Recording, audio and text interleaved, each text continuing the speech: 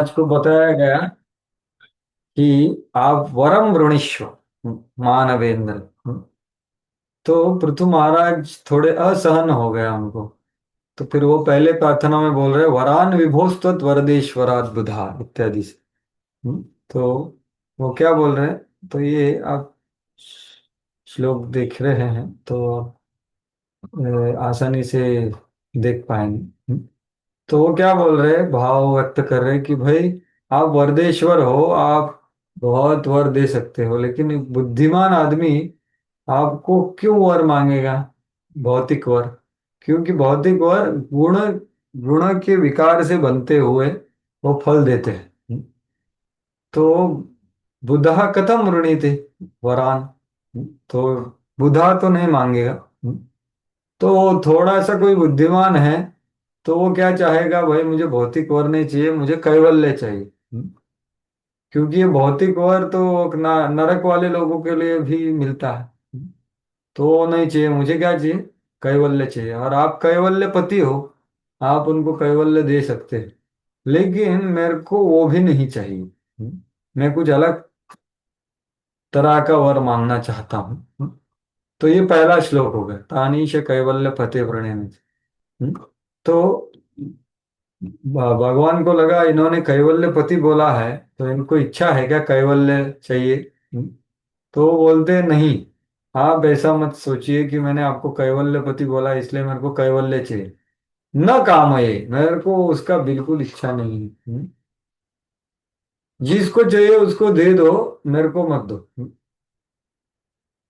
नाथ तदप्य हम कोचिन, अरे मेरे को, मैं बहुत बड़ी दुख की दशा में होऊंगा ना, अतिशय दुख दशा में वो, तो भी मुझे कैवल्य नहीं चाहिए। भगवान पूछेंगे क्यों नहीं चाहिए।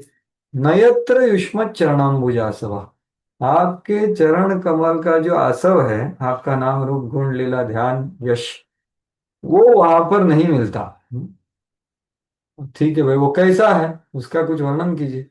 महंतम अंतर हृदयन मुखच्युत, कि भाई वो जो आसव है वो किसके द्वारा आस्वाद्य है, महत लोगों के द्वारा।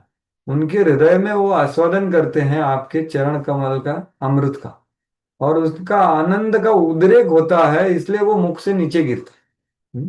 तो वो मेरे को, ये है आपके यश का आनंद लेने वाले लोग, हृदय में और मुख से बताते ऐसे ऐसे लोग हैं। तो फिर क्या चाहिए तुझे, विधत्स्व करुणायुतमेश में वरा, भाई मेरे को एक 10 लाख कान दे दो। क्योंकि जहां पर भी जितने भी शुद्ध भक्त हैं, जहां जहां जिस समय पर जो भी टॉपिक पे आप बोल रहे हो, वो हरि कथा कर रहे हैं, मेरे को वो श्रवण करना है सब जगह।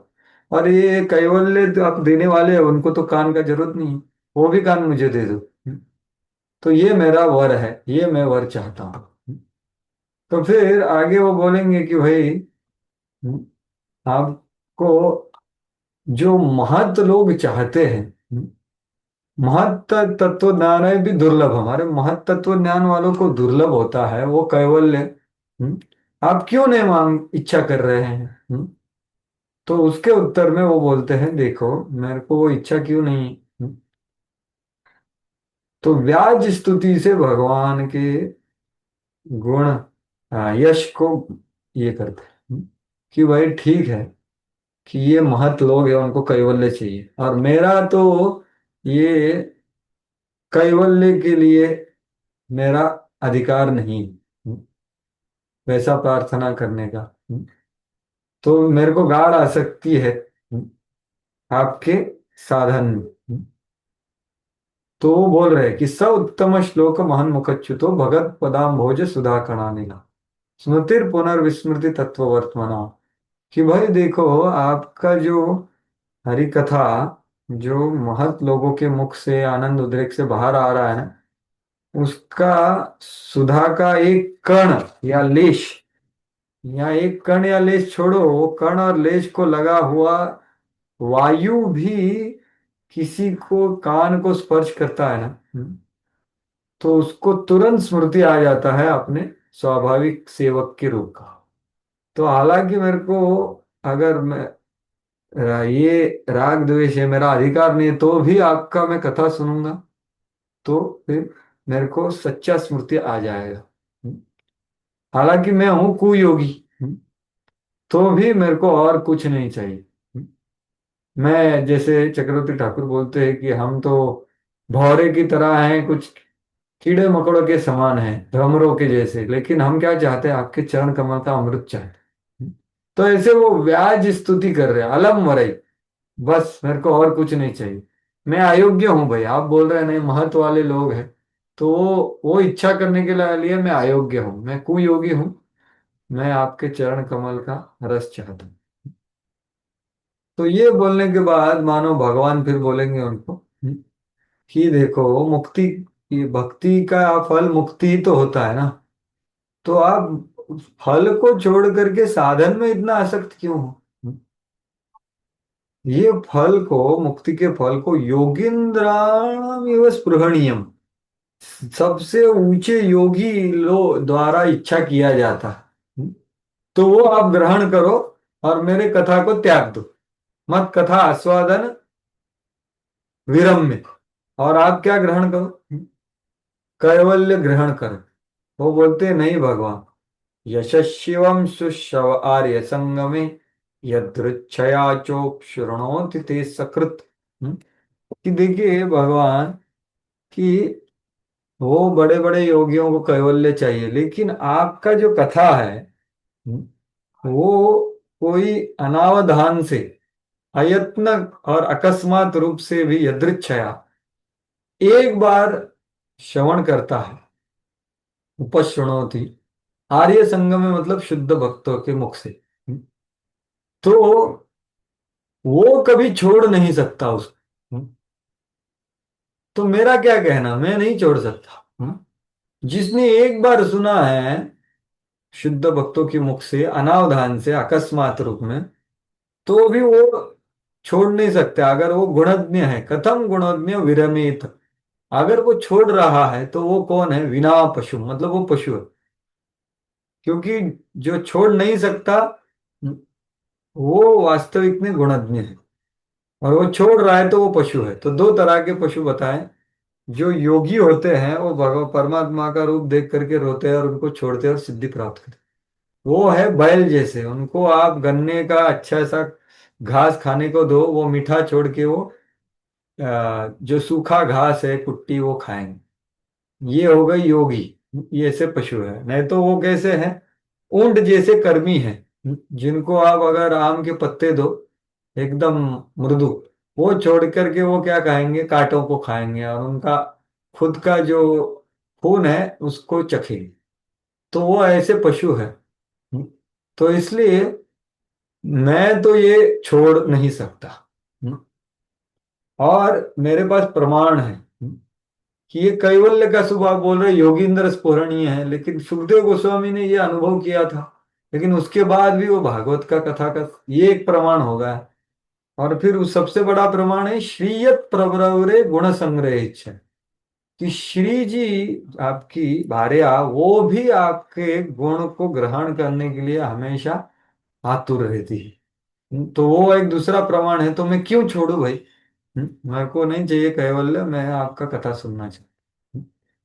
तो फिर भगवान उनको बोलते हैं आगे, कि वो मतलब वही भाव से आगे बोलते हैं कि भाई, ऐसे श्री का अनुसरण करके मैं आपकी सेवा करना चाहता हूँ। अथा भजे तवाखिल पुरुषोत्तमम गुणालयम पद्म खेरे, मेरे को ऐसी लालसा हो रही उनकी जैसी आपकी चरणों की सेवा कर। लेकिन शायद उधर थोड़ा स्पर्धा हो सकता है, क्योंकि हम दोनों चरणों का सेवा कर रहे हैं। ऐसा चिंतन करने के बाद न स्यात् कृत चरण एक ताना, नहीं नहीं, लेकिन नहीं होगा, क्योंकि दोनों हम बहुत ध्यान पूर्वक सेवा में के इच्छुक है, तो हम कुछ वहां पर सॉल्यूशन आ जाएगा और हम दोनों सेवा करें। तो मानो अगर कलह हो भी गया, तो भी मेरे को विश्वास है कि आप मेरा भाग लोगे। जगत जनन्या जगदीश वैशसम स्यादेव यत् कर्मणि न समाहित करोषि फल्गु अपि ऊरु दीनवत्सलः स्वयं देशने अविरतस्य किम धन। कि भाई, करोषि फल्गु अपि ऊरु दीनवत्सला, मतलब आपका स्वभाव क्या है, जो अत्यंत दीन है उनके ऊपर वत्सलता दिखाना।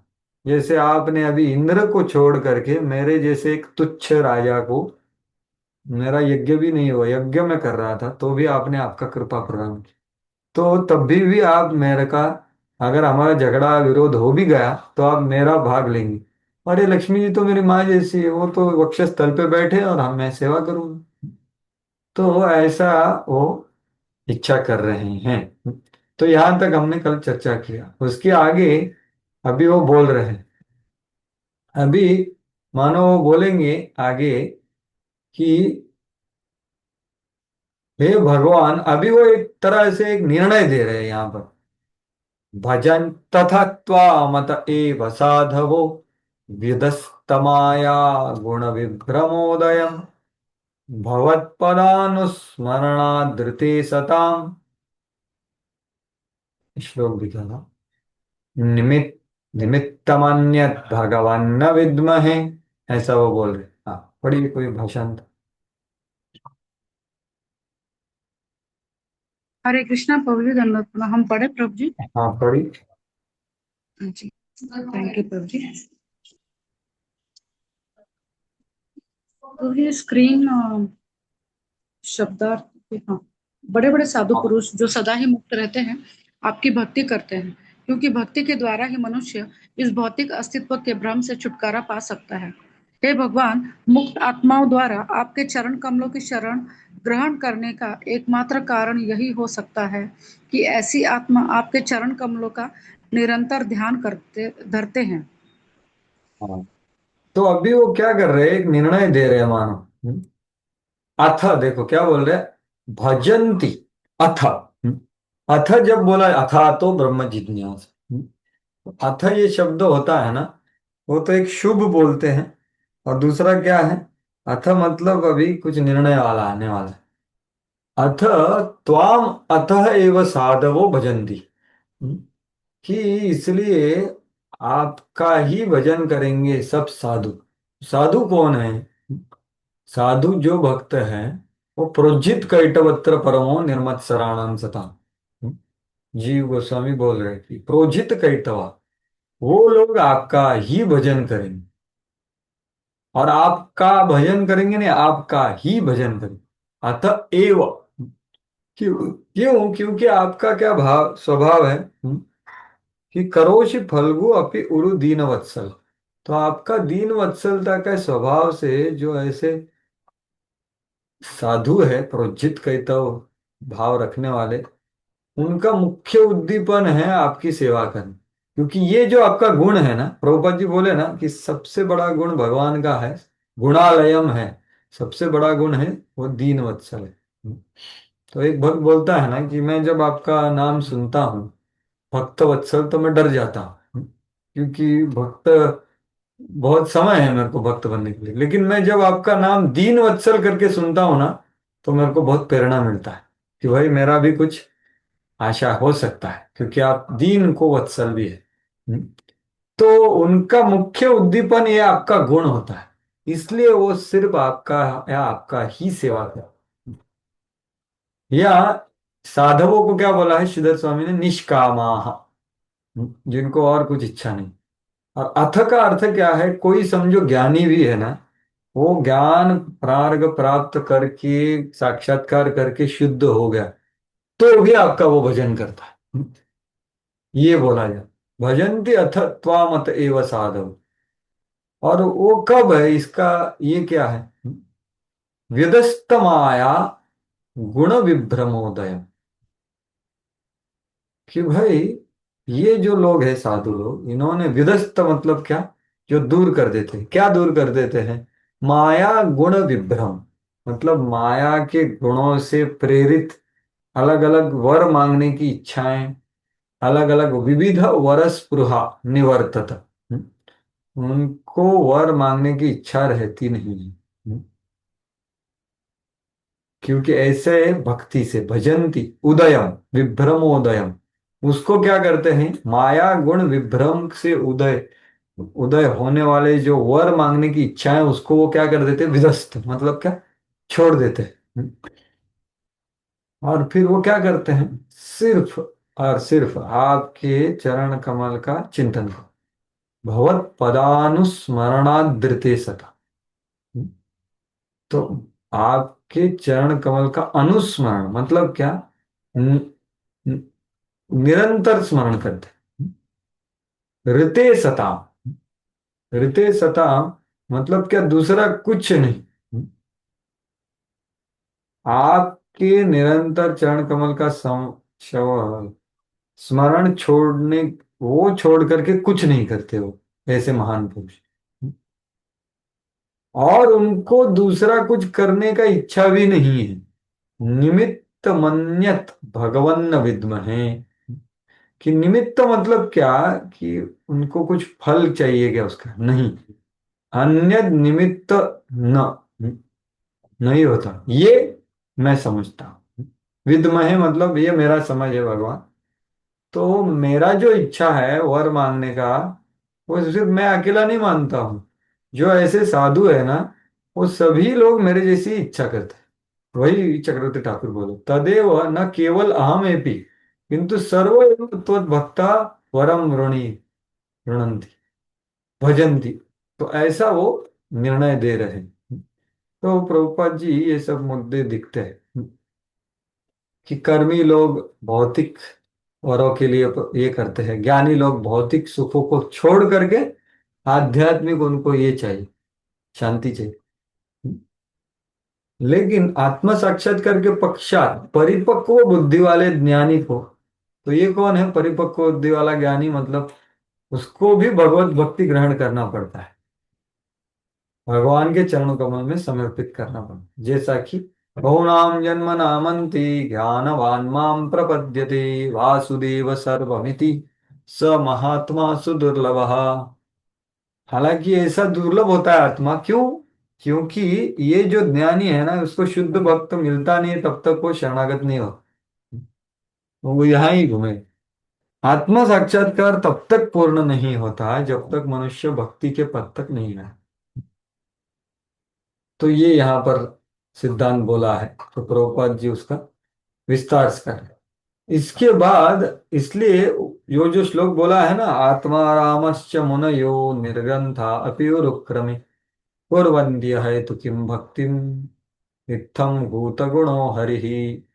जो आत्माराम लोग हैं वो भी आपका सेवा कर। तो ये हो गया पहला लाइन। उसके बाद क्या है? माया युधस्य माया गुण विभ्रमा। तो उसके बारे में प्रभुपाद की बोले कि तीन गुणों के द्वारा रजस और तमस हमें प्रेरित करते हैं भौतिक वर मांगने के। तो वो लोभ और काम लोभादयश्च चाहिए। तो तथा रजस तमो भावा काम लोभादयश्च। तो वही बोला जा रहा है कि निष्ठा स्तर पे तो इसका ये बना रहता है, लोभी और कामी बना रहता है। तो वो बहुत कठिन परिश्रम करके ये प्राणी का प्रयास कर, लेकिन ज्ञानी इस तथ्य को जानता है, अरे ये भौतिक चीजें नहीं चाहिए, इसलिए वो क्या करता है? कर्म संन्यास ले लेता है। लेकिन वो पद भी संतोष वाला नहीं है, उसको भी भक्ति में चरण कमल में शरण लेना चाहिए। इसलिए पृथु महाराज ने निष्कर्ष यह निकाला कि जिन मुक्त व्यक्तियों ने भक्ति पद ग्रहण कर लिया है, उन्हें जीवन का परम लक्ष्य प्राप्त हो जाए। नहीं तो जो नहीं लिए हैं उनको नहीं हुआ।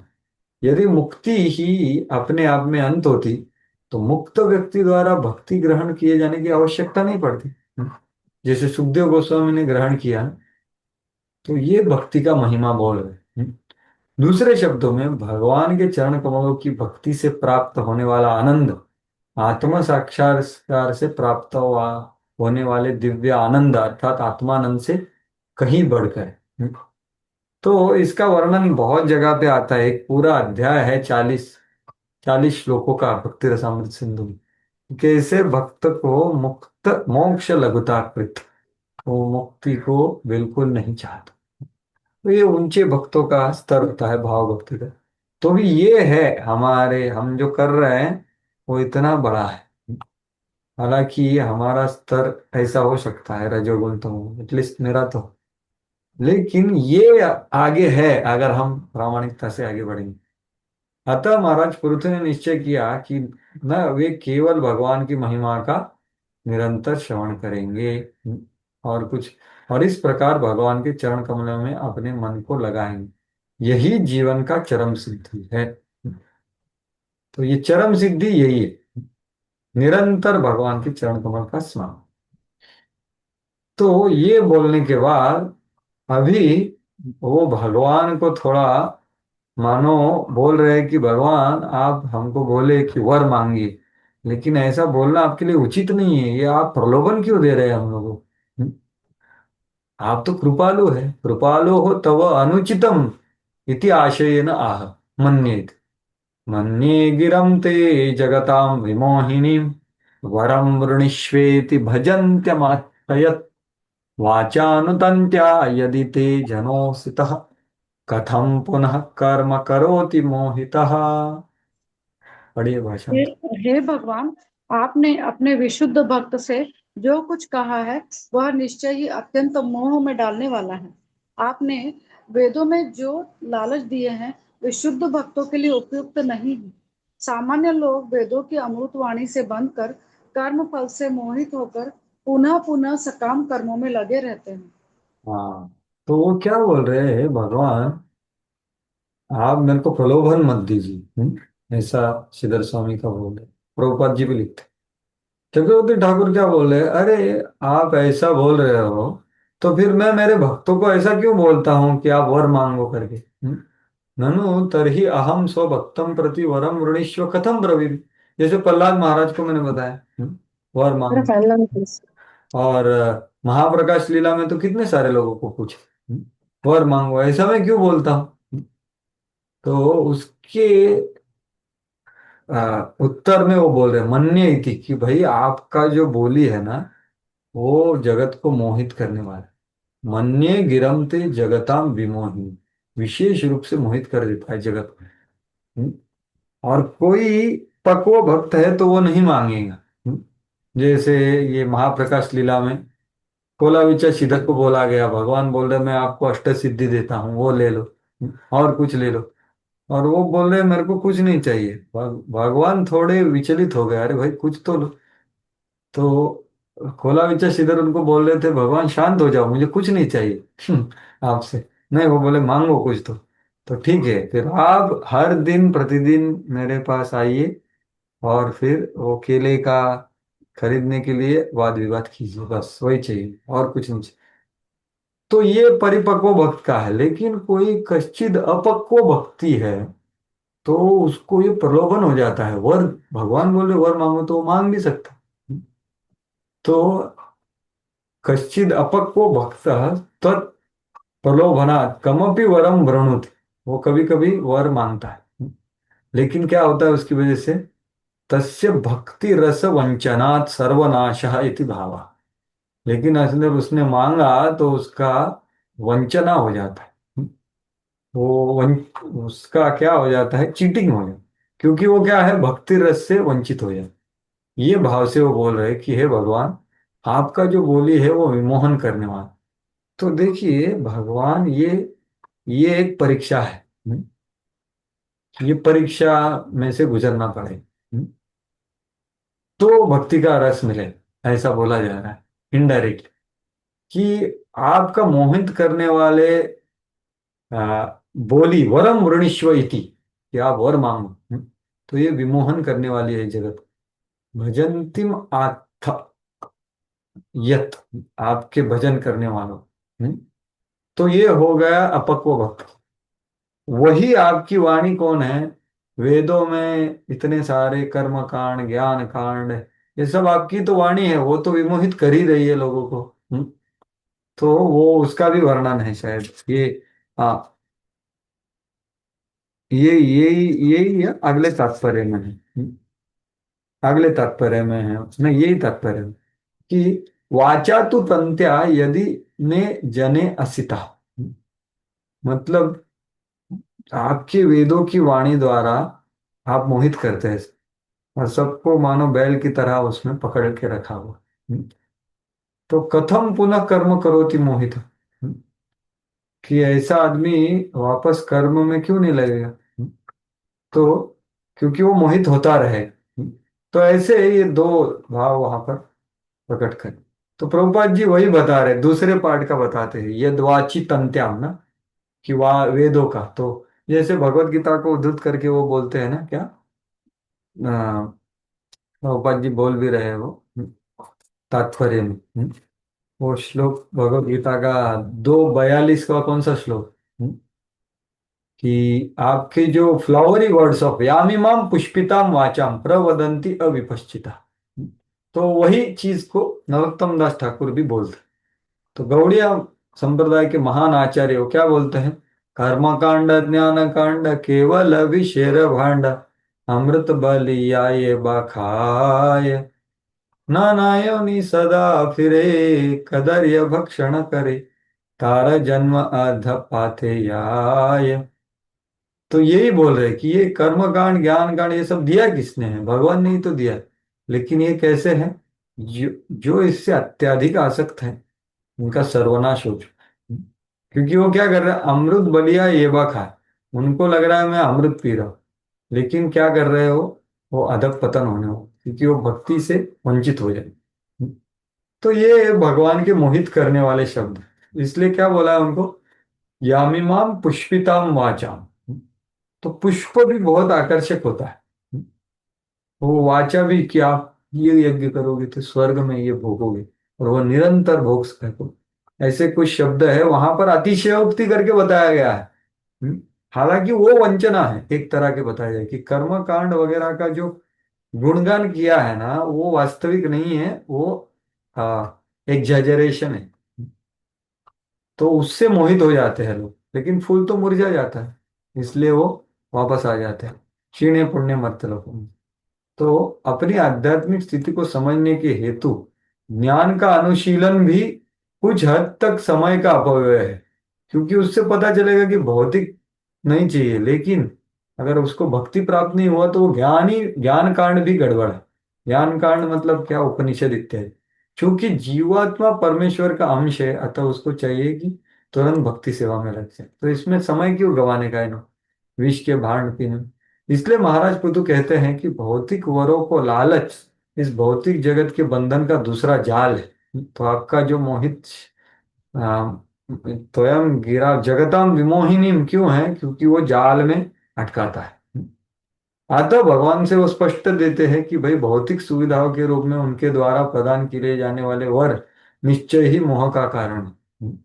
शुद्ध भक्त को कभी भी मुक्ति या भुक्ति में रुचि नहीं रहती।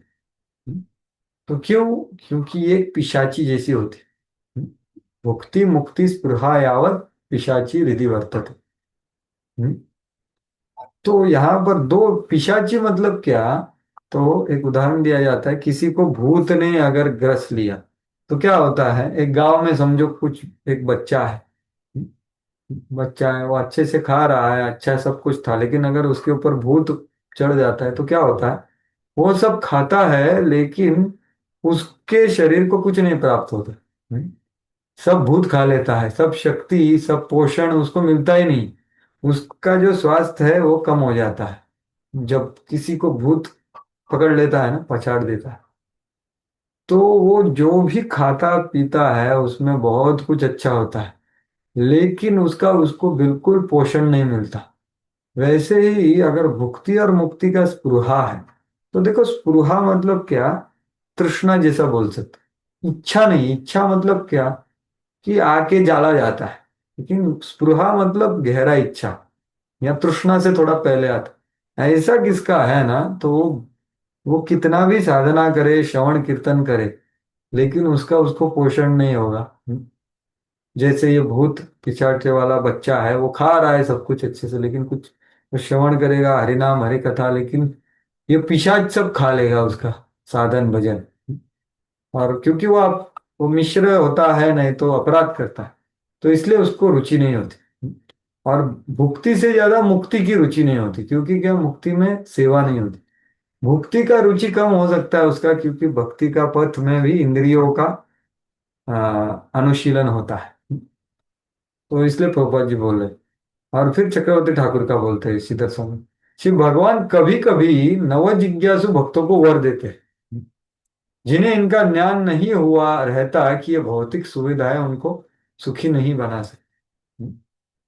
तो इसलिए चैतन्य चरितामृत में बोला है कि कभी कभी अल्पज्ञ क्यों लेकिन निष्ठावान, तो ये प्रामाणिक है लेकिन इसका थोड़ा ज्ञान कम है। तो कोई वो याचना करता है उसका सब ले लेते हैं भगवान, ऐसा बोल, क्योंकि वो प्रामाणिक है। और प्रामाणिक भक्त का ऐसा कर सकते हैं। क्या वो श्लोक है, प्रभुपाद जी भी ये श्लोक का स्मरण किए थे उनका जब बिजनेस का ये हुआ। तो ऐसा, दूसरे शब्दों में भक्त के लिए भौतिक लाभ का वरदान कभी शुभ नहीं है। तो इसका तो मैंने ऑलरेडी वर्णन कर दिया। और वो कदार्य भक्षण करे वगैरह वो सब है। तो ऐसा वो वाणी के बारे में भगवान के वरम वृणीश्व, ये वाणी बहुत मोहित करने वाली। और ऑलरेडी आपने मोहित कर दिया है ऐसे लोगों को आपके वाणी से, मतलब जो वेदों की वाणी है। तो अभी वरम वृणीश्व बोल करके और उनको खंडित क्यों कर रहे हैं? ऐसा अगला श्लोक श्रीधर स्वामी बोलो, त्वं मायया खंडितस्य त्वया पुनः खंडनम न कर्तव्य। अरे आप तो कृपालु हैं, तो आप वापस क्यों खंडन कर रहे हैं?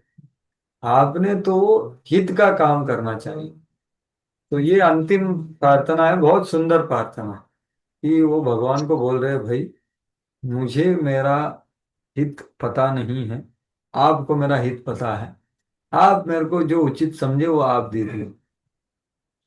तन्माययाद्धा जन ईश खंडितो यदन्यदाशास्तरुतेत्मने बुधा यथाचरेद् यथाचरेद्वा लहितं पिता स्वयं तथा त्वमेवार्हसि नः समीहितुम्। हे भगवान, आपकी भ्रामक शक्ति माया के कारण इस भौतिक जगत के हे भगवान, आपकी भ्रामक शक्ति माया के कारण इस भौतिक जगत के सभी प्राणी अपनी वास्तविक स्वाभाविक स्थिति भूल गए हैं और वे अज्ञानवश समाज, मित्रता तथा प्रेम के रूप में निरंतर भौतिक सुख कामना करते हैं।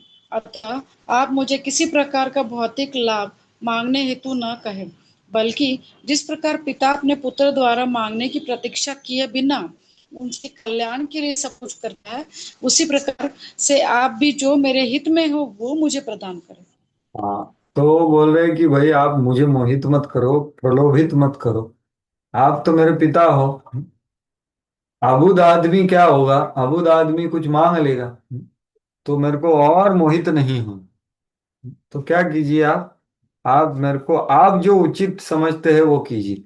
जैसे एक पिता होता है वो हमेशा बच्चे का हित चाहता है, तो उसको कब खेलना चाहिए, कब पढ़ाई करना चाहिए, कब क्या करना चाहिए, तो वो बोलता है उसको। तो वैसा आप मुझे बताइए और मैं ग्रहण करूंगा, मैं उसका कुछ प्रति कुछ बोलूंगा नहीं, आप जो उचित समझे वो मेरे लिए कीजिए बस, और कुछ नहीं चाहिए।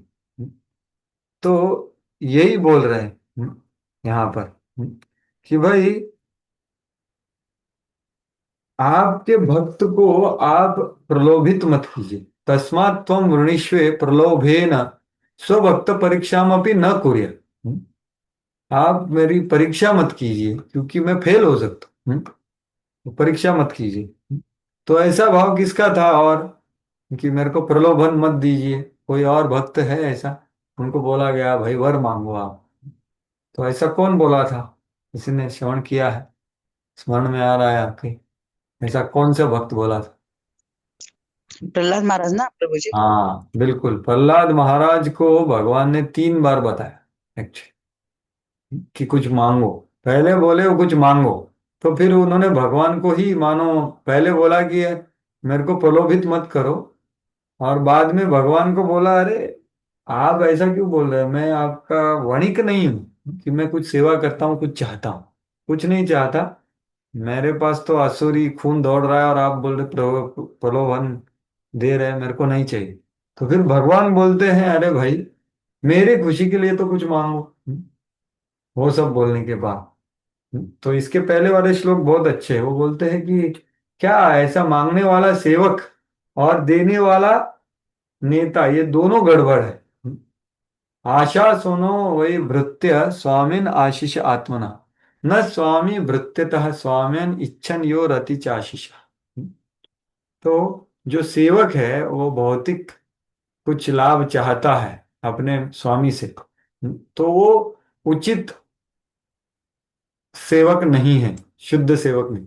वैसे ही जो स्वामी भौतिक इच्छाओं को देता है, जो सेवक ने मांगा है, और क्यों देता है? अपना खुद का प्रतिष्ठा बचाने के लिए। तो ऐसा ये शुद्ध स्वामी भी नहीं। तो ऐसा बोल करके फिर भगवान बोलते हैं, इसलिए मैं आपके साथ ऐसा आ, संबंध नहीं रखना चाहता। मेरे को कुछ नहीं चाहिए। आप मेरे शाश्वत स्वामी हो, मैं आपका शाश्वत दास हूं। मैं एक दूसरा कौन सा भी अपना ये नहीं। तो फिर भगवान बोलते हैं, अरे भाई, मेरे खुशी के लिए तो कुछ मांगो। तो फिर वो बोल रहे हैं, यदि दास्यसि मे कामान वरांस्त्वं वरदर्शव कामानां हृदय संरोहम भवतस्तु वृणे वरम। ठीक है भगवान, आप बोल रहे वर मांगो, यदि दास्यसि, आपको देना ही है ना कुछ तो क्या करूं? मुझे आप वरदर्शव हो, जैसे यहाँ पर बोल रहे थे ना, वरद वरदर्शव, वही बोल रहे हैं वो भी। वरद देने में समर्थ हो आप, तो क्या करो, मेरे हृदय में जो काम वासना है ना, उसको हटा दो, ये मेरे को चाहिए। तो ये ऐसा बोलते हैं। और फिर वापस वो अंतिम इसमें क्या बोलते हैं कि भाई, आप बोल रहे हो मेरे को कुछ मांगो, तो मेरे पिता को, जिन्होंने बहुत अपराध किए हैं, हिंसा की है, उनको उद्धार कर दो। तो ऐसे प्रहलाद महाराज का इच्छा था। तो ऐसा ही कुछ भाव था कि मुझे प्रलोभित मत करो। तो वही यहाँ पर बोल रहे हो, फिर सौ भक्तों की परीक्षा मत लो, और फिर पिता जैसा करो। तो प्रभुपाद जी यहाँ पर बहुत सुंदर तात्पर्य लिख रहे हैं कि हमारा उत्तरदायित्व क्या है, कि हमें इतना तो इनका यहाँ पर भगवान के ऊपर जो विश्वास है वो प्रकट हो रहा है कि भाई, आप मेरे को पूछो ही मत, आप मेरे हितचिंतक हो, आप ही चयन करो, आप ही निर्णय लो और आप ही दे दो। मेरा पूरा आपके ऊपर विश्वास है। तो ये विश्वास को प्रकट किया है पृथु महाराज ने अपने अंतिम प्रार्थना में। तो ये बहुत अच्छा प्रार्थना है एक्चुअली, भगवान के लिए करने के लिए। यथा चरेद बाल हितम पिता स्वयं, तथा त्वमेम अर्हसि न समाहित। आप तो प्रभुपाद जी वो विश्वास को पकड़ के शरणागति के बारे में बोलते हैं कि पिता और पुत्र का पूरा बताते हैं जो आपके सामने है, कि पुत्र का यह कर्तव्य है कि बिना कुछ मांगे अपने पिता पर आश्रित रहे। और अच्छे पुत्र को विश्वास होता है कि पिता अच्छे से जानता है कि पुत्र को कैसे लाभ पहुंचे। इस प्रकार शुद्ध भक्त भगवान से किसी प्रकार के भौतिक लाभ की याचना नहीं करता, नहीं वो आध्यात्मिक लाभ के लिए कुछ मांगता है। तो देखिए, तो ये शुद्धता बहुत ऊंचे लेवल की। तो प्रभुपाद जी, न धनम न जन्म न सुंदरी कविता माँ जगदीश कामयी मम जन्मनी जन्मनीश्वरे भवतात भक्ति रहे तुक्ति। ये कोट करके बोलते हैं कि उनको मोक्ष भी नहीं चाहिए था, महाप्रभु ने हमको सिखाया कि मोक्ष भी नहीं चाहिए, तो वो आध्यात्मिक लाभ हो गया ना मोक्ष का मांगना। तो वो भी उसको उचित नहीं लगता। तो ऐसा ही आप देखेंगे उदाहरण सुदामा ब्राह्मण का। तो वो संतुष्ट था सेवा में, हालांकि उनके घर में परिस्थिति अच्छा नहीं था। तो उनकी पत्नी उनके बच्चों का प्रेम से और पति के प्रेम से और उसकी स्थिति देख करके वो बोली कि आप जाओ ना, आपका दोस्त है बहुत बड़ा है द्वारकाधीश, उनके पास जाओ आप और थोड़ा मांग के लाओ। तो उनको प्रसन्न करने के लिए पत्नी को, या उससे ज्यादा उनके हृदय में आया कि मेरे को भगवान का दर्शन हो जाए, तो इसलिए वो गए। लेकिन वो कुछ मांगे क्या? उधर गए उसके लिए, वो कुछ नहीं मांगा उन्होंने उधर, उनका स्मरण भी नहीं आया उनको कुछ मांगना था कर। तो वो कुछ नहीं मांगता एक्चुअली। तो महाप्रकाश लीला तो यही है, विश्वास। शरणागत भक्त का 18.66, शुद्ध भक्त को, शुद्ध भक्त तो भगवान के चरणों में पूर्ण रूप से समर्पित रहता है और शिव भगवान उसका भार ग्रहण करते हैं। तो ये क्या है? अनन्यश्चिन्तयन्तो माम् ये जना पर्युपासते तेषां नित्याभुयुक्तानां योगक्षेमं वहामि अहम। तो भार ग्रहण करते हैं, इसका अर्थ क्या है कि उसका योग और क्षेम भगवान का चिंतन होता है। वो भक्त को सोचना नहीं पड़ता। और भगवान बोलते हैं कि वो मैं प्रेम से करता हूं। वाहते मतलब क्या कि मैं प्रेम से, ऐसा एक कोई कुटुंब का आदमी भी ऐसा करता है ना। यहाँ पर उदाहरण क्या पिता का दिया, तो कभी कभी पिताजी कुटुंब को चलाने के लिए बहुत सारा परिश्रम करके, भार सहन करके कुटुंब को चलाते।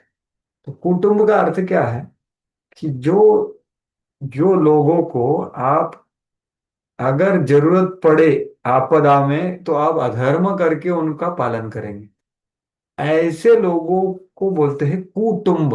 कु मतलब क्या, गलत करके भी। हम्म?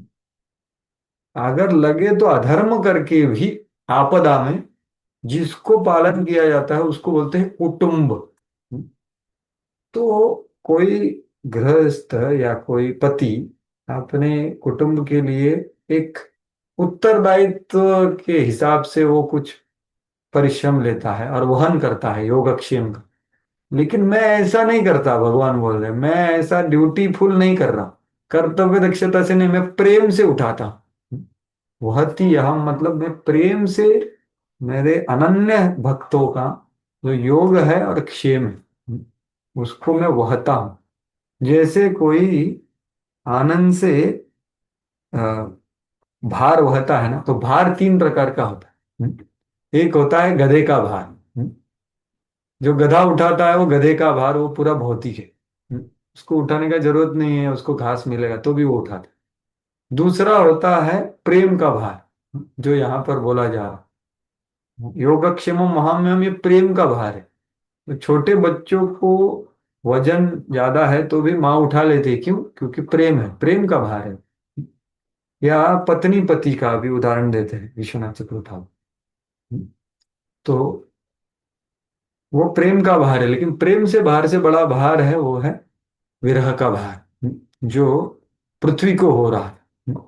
तो ये भार भगवान के लिए क्या है, वो भार नहीं है, वो प्रेम से करते हैं। तो इसलिए भक्त उनसे कुछ नहीं मांगते, ये बोला गया। इसलिए श्री ईशोपनिषद का कथन है कि इस भौतिक संसार में सब कुछ पूर्ण है। तो इसके ऊपर विश्वास नहीं होता तो क्या होता है, कठिनाई यह है, यह जीवात्मा विस्मरण के कारण वृथा की आवश्यकताएं उत्पन्न करता है, फॉल्स नेसेसिटीज, और अपने आप को भौतिक कर्मों में बांध देता है। इसका परिणाम यह होता है कि जन्म जन्मांतर तक वो अंत नहीं मिल पाता। वो बोलता हाँ इतना ही करके मैं भगवान के शरणागत हो जाऊं, हाँ ये मेरा बेटे का ये बचा है, ये बचा है। फिर शरणागति क्या करता है, पोस्टपोन करता रहता है। तो वो कथा हमें पता है कौन सा, हम्म, इसमें बताते हैं ना, कैलाश का।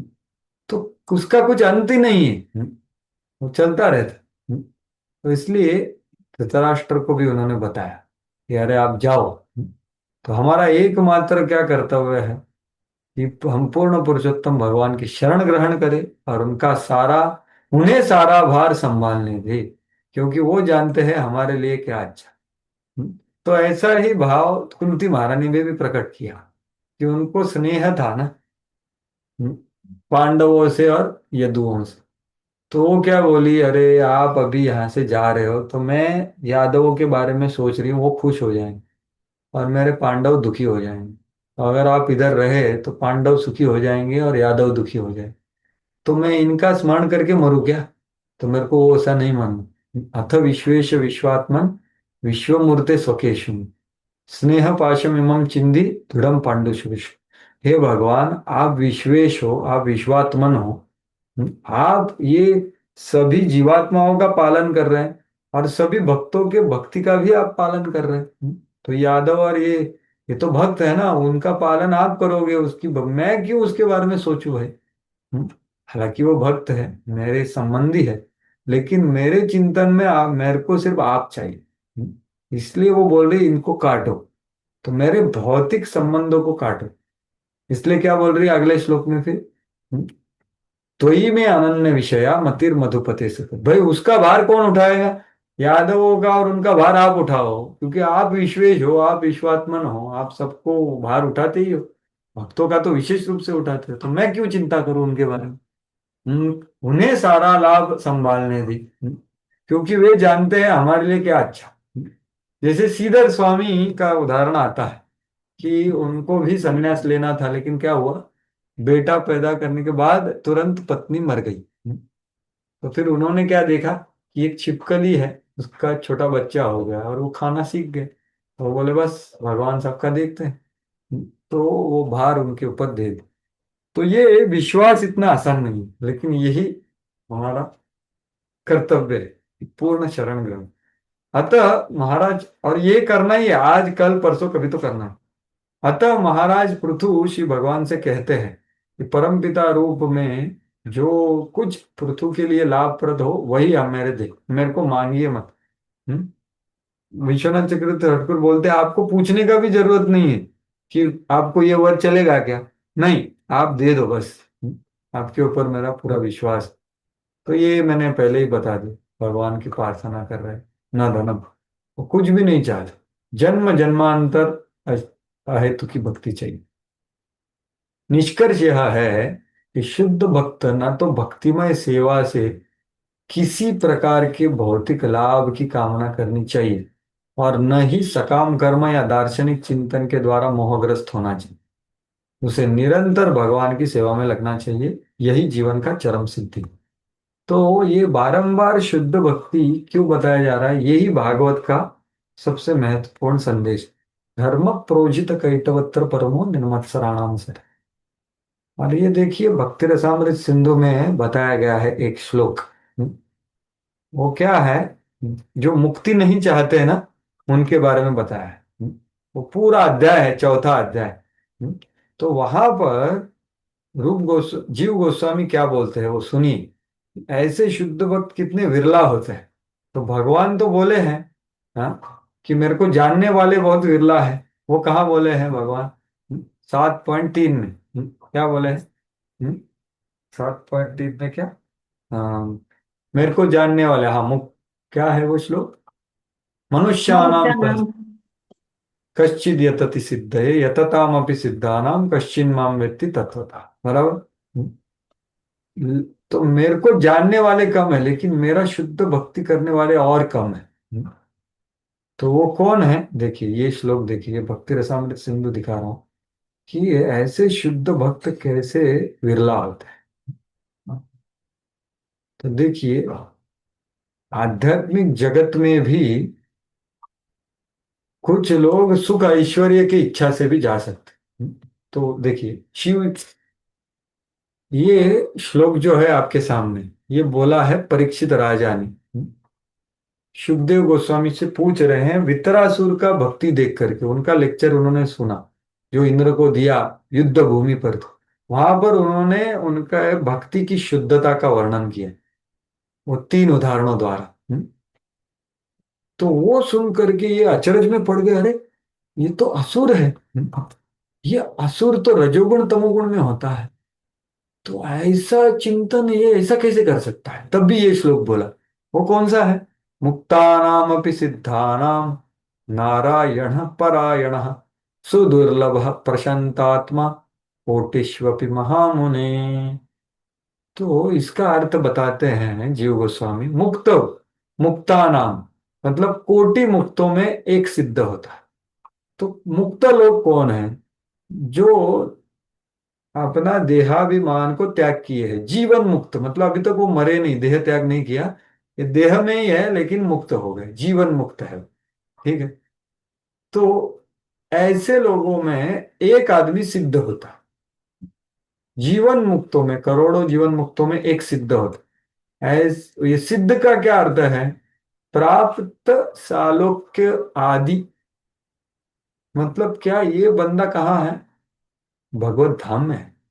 सालोक्य, सारष्टि, सामीप्य और सारूप्य ये प्राप्त हुआ है उसे। ऐसे सिद्धों में, कोटि सिद्धों में नारायण परायण बहुत विरला है। तो नारायण परायण का अर्थ क्या है? जीव गोस्वामी बोल रहे हैं, नारायण सेवा मात्र आकांक्षी सुदुर्लभ। पूरे भौतिक जगत और आध्यात्मिक जगत में सिर्फ नारायण का सेवा ही चाहने वाला आदमी बहुत विरल है। कोटि सिद्धियों में एक होता। और ये उत्तरासुर ऐसा कैसा है? प्रशांत आत्मा। तो ये यहाँ पर बोला गया है। तो जानिए कि प्रभुपाद या हमारे आचार्य वृंद या सब, ये बहुत विरला लोग हैं। और आप बोलेंगे अरे भगवत धाम में ऐसे लोग हैं क्या? तो देखिए वही बोल रहे हैं आगे। आप देखो, देखो भगवत धाम में भी सुख ऐश्वर्य उत्तरा से यम प्रेम सेवात्तर अपि सालोक्यादिर्द्विधा तत्र नाद्या सेवाजुषाम मतः। कि देखिए कि मुक्ति इन चार अवस्थाओं को प्राप्त हुए कुछ मुक्तात्मा कृष्ण के प्रति स्नेह भी उत्पन्न कर सकते हैं, और वे आध्यात्मिक आकाश में गोलोक वृंदावन में भी भेजे जा सकते। लेकिन कैसे? कभी कभी उनको ये इच्छा होती है। देखो प्रभुपाद जी यहाँ पर बोल रहे हैं, आपके बाद में बोलते हैं, देखो इन मुक्त अवस्थाओं में प्राप्त, मतलब ये सिद्धाना विभिन्न अवस्थाओं से होकर गुजरना पड़ सकता है। उनको सुख ऐश्वर्य की इच्छा हो सकती है, या उनको, देखो तो ये मिश्र, उनको आध्यात्मिक सुख और ऐश्वर्य की इच्छा होने वाले, ये सुख ऐश्वर्य भक्त। और फिर जिनको ये इच्छा नहीं है, प्रेम सेवा करने का उनको इच्छा है, लेकिन क्या थोड़ा सा सुख ऐश्वर्य चाहिए, तो वैसे भी भक्त है, जैसे मार्कंडेय ऋषि जैसे प्रेम सेवा उत्तर। तो ऐसे भक्त भी वहां है। लेकिन नारायण पर भक्त मतलब क्या? कि वो ये भी नहीं चाहते। तो ऐसे जो दो कैटेगरी के लोग हैं ना, उनको अगर भगवान बोलते हैं आप सालोक्य सारष्टी ले लो, तो वो पूछेंगे सेवा है क्या? ये वाले दूसरे वाले पूछेंगे प्रेम सेवा उत्तर, वो बोलेंगे सेवा है क्या, तो मैं लेते। पहले वाले बोलेंगे हाँ ठीक है दे दो, मेरे को वही चाहिए। तो ये है, ये लाइन। इसके आगे जो शुद्ध है वो कौन है? किंतु प्रेमैक माधुर्य जुषाम एकांतिनो हरव। तो ये एकांत जो भक्त है, एकांत मतलब उनको कुछ नहीं चाहिए, ये भक्त उनसे श्रेष्ठ है। वो ये पांचों मुक्ति को नहीं अंगीकुर्वती, वो नहीं लेते। और ये जो प्रेमैक माधुर्य जो एकांत भक्त है, इसमें भी विरला कौन है? तो ये हो गए नारायण परायण। लेकिन कृष्ण परायण इनसे भी विरल है। तत्रापि एकांतिनाम श्रेष्ठा गोविंद ऋतमानसा। तो जिसका गोपियों के स्वामी, गोपियों को आनंद देने वाले गोविंद ने, वृंदावन के गोविंद ने जिसका चित्त को हर लिया है, वो ये सभी एकांतों में श्रेष्ठ है। तत्रापि, तत्रापि मतलब जो नारायण पर है उसमें भी ये श्रेष्ठ है। भाई क्यों श्रेष्ठ है? ये शाम शीर्ष प्रसादोपि मनोहर तुम न शक्नुया। तो ऐसे भक्त को अगर नारायण भी आकर के बोलेंगे भाई आप कृपा ले लो, उनसे वो आकर्षित नहीं होंगे। क्योंकि उनका मन, जैसे गोपियों के सामने भगवान कृष्ण ही नारायण रूप में आए, तो उन्होंने क्या किया? दंडवत किया, आदर किया, और फिर क्या पूछा? भाई कृष्ण किधर है बताइए। तो ये है कृष्ण परायण। ये कितने रेयर है सोचिए। तो प्रभुपाद जी यहाँ पर वही, श्री रूप गोस्वामी इस निष्कर्ष पे पहुंचते हैं कि गोकुल या वृंदावन में भगवान की लीलाओं द्वारा आकृष्ट होने वाले भक्तगण सर्वश्रेष्ठ हैं। क्यों? ऐसा भक्त तो वैकुंठ के ऐश्वर्य से नहीं, कृष्ण की राजधानी द्वारका से भी श्रेष्ठ है, क्योंकि उसको आकृष्टि नहीं होती। तो ये जो विरलता है ना, वो यहाँ पर पृथु महाराज बता रहे हैं। तो ऐसे विरल भक्तों का संग हमें प्राप्त हुआ है। प्रभुपाद जी जैसे, या प्रभुपाद के प्रामाणिक अनुयायी है, वो ऐसे कृष्ण परायण है, जिनको और कुछ नहीं चाहिए। ये जगत का नहीं, आध्यात्मिक जगत का कुछ नहीं चाहिए, निरंतर सेवा में लगना। तो ये चरम सिद्धि है, और ये व्रज, और ये ही हमारे सभी आचार्य देने के लिए आए। तो ऐसे इनकी सुंदर प्रार्थना यहाँ पर खत्म होती। तो आगे कुछ चार पांच श्लोक है, तो उसका चर्चा करेंगे। उसके पहले अगर हमने जो चर्चा किया है उसके बारे में किसी को कुछ विचार, टीका, टिप्पणी या कुछ संदेह, संशय या प्रश्न है तो बता सकते हैं, जो हमने चर्चा किया उसके बारे में। किसी को कुछ है? हमने जो चर्चा किया इनके प्रार्थनाओं का, तो ये अंतिम श्लोक था, ये प्रार्थना।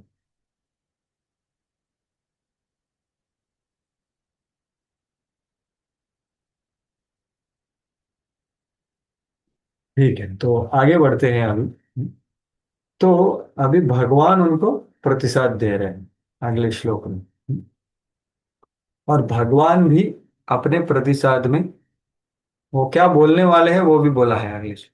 तो उसका ही समर्थन करते हुए बोलते हैं। तो मैत्रेय उवाच इत्यादिराजेन नुतः स विश्वदृक् तमाह राजन् मयि भक्तिरस्तु ते दिष्टेदृशी धीर्मयि ते कृतायया मायामदीयां तरति स्म दुस्तजाम्। बड़ी भाषा। मैं पढ़ू प्रभु जी, हरे कृष्णा। हाँ, बड़ी।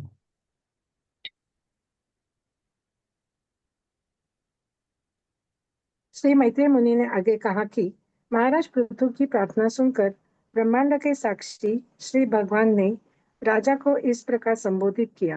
हे राजन, तुम्हारी भक्ति मुझ में निरंतर बनी रहे, ऐसे शुद्ध उद्देश्य से जिसे तुमने बुद्धिमत्ता पूर्वक व्यक्त किया है, दुर्लभ माया को पार किया जा सकता है। हरे कृष्णा। देखिए यहाँ पर क्या बोल रहे हैं, भगवान अपि तथैव आह। भगवान भी जो उन्होंने बोला ना, प्रार्थनाओं में जिन्होंने वो इंगित किया उसको ही वापस वही बोल रहे हैं, प्रेम से, बहुत खुश होकर के। दिष्टा ईदृशी धी। ईदृशी धी मतलब आपकी ऐसी बुद्धि जो मेरी भक्ति में पूरी की पूरी, मेरे स्मरण की पूरी की पूरी आविष्ट है। मयि ते कृतायया। ऐसी बुद्धि ये बहुत ऊंची है, और ऐसी बुद्धि से ही आदमी माया को तर सकता है, जो वो बहुत दुस्तेज है। दुस्तेजाम मदीयाम मायाम तरती स्म। स्म मतलब 100%। अगर ऐसी बुद्धि है तो माया से, जैसे प्रभुपाद जी उद्धृत कर रहे हैं, दैवी हेषा गुणमयी मम माया दुरत्यया माम एव ये प्रपद्यन्ते माया में तम तरन्ति। माम एव, एव मतलब सिर्फ मेरा। तो 7वें अध्याय में आप देखोगे कि अर्थ जिज्ञासु अर्थार्थी ज्ञानी, ये कर्म मिश्र भक्त, ज्ञान मिश्र भक्त, या 8वें अध्याय में योग मिश्र भक्त, तो ये भी बहुनाम जन्म नाम अंते माँ, मतलब वो भी ये भौतिक जगत में सेवा में रहते हैं, लेकिन माया को तर नहीं पाते। तो इन ऐसी जब मति होगी जैसे पृथु महाराज की, तो वो माया को लांग पाएंगे। ऐसे ये दो लाइन है। दिष्टया मतलब बहुत अच्छे, दिष्टया फॉर्चुनेट। यहाँ पर क्या बोला है, सौभाग्य से आपको ऐसी बुद्धि, मेरे में आपकी बुद्धि आविष्ट है। ऐसी बुद्धि द्वारा ही मेरी बहुत दुस्तेज माया को कोई लांग सकता है, पार कर सकता है। तो ऐसे ऐसे उन्होंने क्या किया, बोला। लेकिन उसके पहले क्या हुआ, इति आदि राजेन नुतः स्व विश्वदृक्। ऐसे आदि राजा ने अपना नमन किया और प्रार्थना व्यक्त किया शब्दों द्वारा। विश्वदृक् जो संपूर्ण ब्रह्मांड को देखने वाले हैं। तो उन्होंने राजा को क्या बोला, तमाह राजन मई भक्ति रस्तुते। अरे भाई, आपका जो इच्छा है मेरी भक्ति चाहिए वो होए। जैसे कृष्णेर मतिरस्तु, ऐसा इनको बोला। किसको बोला, ईश्वरपुरी ने, सॉरी ईश्वरपुरी को माधवेंद्रपुरी ने बोला। वैसे भगवान यहाँ पर मई भक्ति रस्तुत है, ऐसा उनको वरदान दे रहे हैं कि आपकी मेरे में भक्ति हो। और जैसे, और आपकी जैसी शुद्ध भक्ति की जो बुद्धि है उससे ही माया को तरा जाओ। ये तो भगवान ने भी तथैव आह मतलब क्या, वही जो पृथु महाराज ने व्यक्त किया उसको ही और अवधारण कर रहे हैं भगवान भी। तो इससे हमें सबको सिखा है और भगवान क्या दिखा रहे हैं, तथैव अह, मतलब ये सभी जीवों के लिए हितकारक है। पिछले श्लोक में बताया ना, तमी हितुम तथेह त्वम एव हर्षि न समी हितुम, मतलब मेरे लिए जो हितकारक है वो आप कीजिए। तो सभी जीवों के लिए हितकारक क्या है, मेरी भक्ति। ऐसा तथैव आह, वही चीज भगवान यहाँ पर बोल रहे कि हमने कर्म ज्ञान योग इसके ऊपर विश्वास नहीं रखना चाहिए। हमारा विश्वास होना चाहिए भक्ति के ऊपर, और सिर्फ भक्ति के ऊपर। ये बोला जा रहा है, क्योंकि वही हितकारी है, बाकी सब में कुछ स्वार्थ है, ये बोला जा रहा है। तो प्रभुपाद जी उसको ही बताते हैं। तो वही भगवत गीता में भी वही पुष्टि की मैंने बताया। कोई भी सकाम कर्म ज्ञान योग द्वारा माया को पार नहीं कर सकते। एकमात्र साधन भक्ति है, जैसा भगवान ने स्वयं कहा। यदि कोई पार करना चाहता है तो भक्ति अपनाने के अतिरिक्त दूसरा कोई विकल्प नहीं। तो इसलिए रोपा अतः भक्त चाहे स्वर्ग में रहे या नरक में, उसे कभी भी किसी भौतिक पद की इच्छा नहीं करनी चाहिए। तो देखिए इंद्र का ये सब एपिसोड हो क्यों रहा है, क्योंकि इंद्र अपना पद बचाना चाहे, और पृथु लोगों के हित के लिए 100वां यज्ञ कर रहा था, उसको पद नहीं चाहिए था। तो भी उसमें ईर्ष्या, इंद्र में ईर्ष्या हो गई। तो इसलिए किसी भी भौतिक पद की इच्छा नहीं करनी चाहिए, कहाँ भी हो। उसको क्या, अपि तुल्यार्थ दर्शिना, उसको बाकी कुछ सभी चीजें सरीखी लगती है भगवान की सेवा छोड़ करके। वो श्लोक है ना क्या, हम्म, नारायण परा, नारायण पर, वापस वही है, नारायण परा सर्वे न कुतश्च न बिभ्यति स्वर्ग अपि अपवर्ग नरकेशु अपि तुल्यार्थ दर्शिन, कि उनको वो सब एक कुछ फर्क नहीं है, नरक में जाओ स्वर्ग में जाओ उनको कुछ फर्क नहीं, क्योंकि उनका मेन चीज क्या है, भगवान का सेवा है क्या, बस। अगर है तो मैं किधर भी रह सकता, कोई समस्या नहीं। जैसे वितरासुर ने या चित्रकेतु ने बोला, ठीक है भाई, आपको चाहिए तो मैं बनूंगा, कोई समस्या नहीं। तो वो श्लोक शिवजी ने उद्धृत किया था पार्वती को बोलते हुए कि देखो इसका सुंदरता, आप भी सुंदर हो लेकिन ये आपसे ज्यादा सुंदर है, मेरा गुरु भाई जो है। शुद्ध भक्त को सदैव भगवान की सेवा में संलग्न रहना चाहिए, क्योंकि वही उसकी वास्तविक वृत्ति है। स्वरूप जीवेर स्वरूप है कृष्ण नित्यता। इति स्थिति में पाव जमाकर प्रकृति के कठोर नियम पर विजय पा सकते हैं। तो इसमें पाव जमाने के लिए हमें ये शुद्ध भक्तों का संग, और मतलब उसमें पहले प्राप्त, जैसे शुद्ध भक्ति करने की इच्छा प्राप्त करने के लिए, और फिर शुद्ध भक्ति करने के लिए, और वो करते रहने के लिए हमेशा हमें ऐसे शुद्ध भक्तों का संग का आवश्यकता है, और प्राप्त करने के बाद भी। तो ये बहुत जरूरी है, क्योंकि पाव जमाना जरूरी है, नहीं तो क्या माया कभी भी ये कर सकते। तो अभी उनको आदेश दे रहे हैं आगे अगले श्लोक, तत्वं कुरु मयादिष्ट अप्रमत्तः प्रजापते मदादेश करो लोकः सर्वत्राप्नोति शोभनम। अरे, हे प्रजा के पालक राजा, अब से मेरी आज्ञा का पालन करने में सावधानी बरतना और किसी भी प्रकार दिग दिग्भ्रमित मत होना। जो भी श्रद्धा पूर्वक इस प्रकार मेरी आज्ञा का पालन करता है उसका सर्वत्र मंगल होता है। तो देखिए पहले वो आदेश है और दूसरा सिद्धांत है। पिछले भी श्लोक में वैसा ही था। एक्चुअली यही भगवान और उनके भक्त का जो वार्तालाप होता है ना, उसमें बहुत गहराई होता है। तो पिछला भी श्लोक देखिए आपने, कि पहले दो जो लाइन थे वो पृथु महाराज के लिए थे, दूसरे दो लाइन थे कि माया को नांगने के लिए वैसा बुद्धि चाहिए। अभी भी वही बोल रहे कि भाई पृथु महाराज आप क्या करो, तत्वम कुरु मयादिष्टम, जैसे मैंने आपको आदेश दिए हैं। क्या आदेश दिए थे मैंने, कि आप प्रजा का पालन करो, उसको छोड़ करके भक्ति मत करो। आपका पालन करना और उनको अच्छे से भक्ति में क्रमशः प्रगति करना, वर्णाश्रम से इत्यादि वो सब उन्होंने बताया, या वो करो मयादिष्टम। तत्त्वम कुरु। और कैसा करो? हृदय पूर्वक करो, ध्यान पूर्वक करो। अप्रमत्तः प्रजापति, हे प्रजापति, अप्रमत्तः मतलब क्या? ध्यान पूर्वक करो। करने के लिए करना है ऐसा मत करो, भय से मत करो, फियर डिजायर इच्छा से मत करो, या कर्तव्य बुद्धि तक से मत करो, प्रेम से करो, ऐसा बोल सकते। अप्रमत्ता, यही चीज इंद्र को भी बताया था। इंद्र ने जब ये लीला, अभी ये इंद्र का ही बात हो रहा है, हालांकि ये इंद्र और वो इंद्र अलग है, क्योंकि पृथु महाराज का लीला। तो जब गोवर्धन लीला हुआ, उसके बाद 7 दिन तो इंद्र पूरा का पूरा भूल गया था। उसके बाद उनका दिमाग में चला कि भाई ये कौन है। तो वो जाके प्रार्थना की।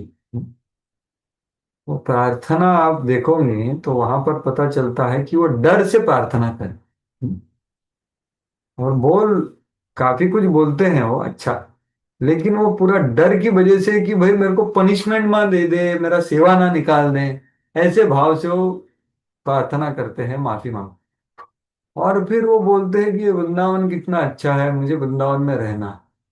तो भगवान को बोलना पड़ता है भाई जाओ, आप जाओ, गम्यताम, क्योंकि आप अगर इधर रहोगे तो आप अपराध करोगे, आप यहाँ रहने के अभी योग्य बने नहीं हैं। आप उधर जाओ और वहां पर ध्यान पूर्वक सेवा में लगो, और कभी वापस गर्वित मत हो। तो ऐसा वो बोलते हैं इंद्र को, जो मैंने बताया है वो करो। तो देखिए, ये श्लोक है।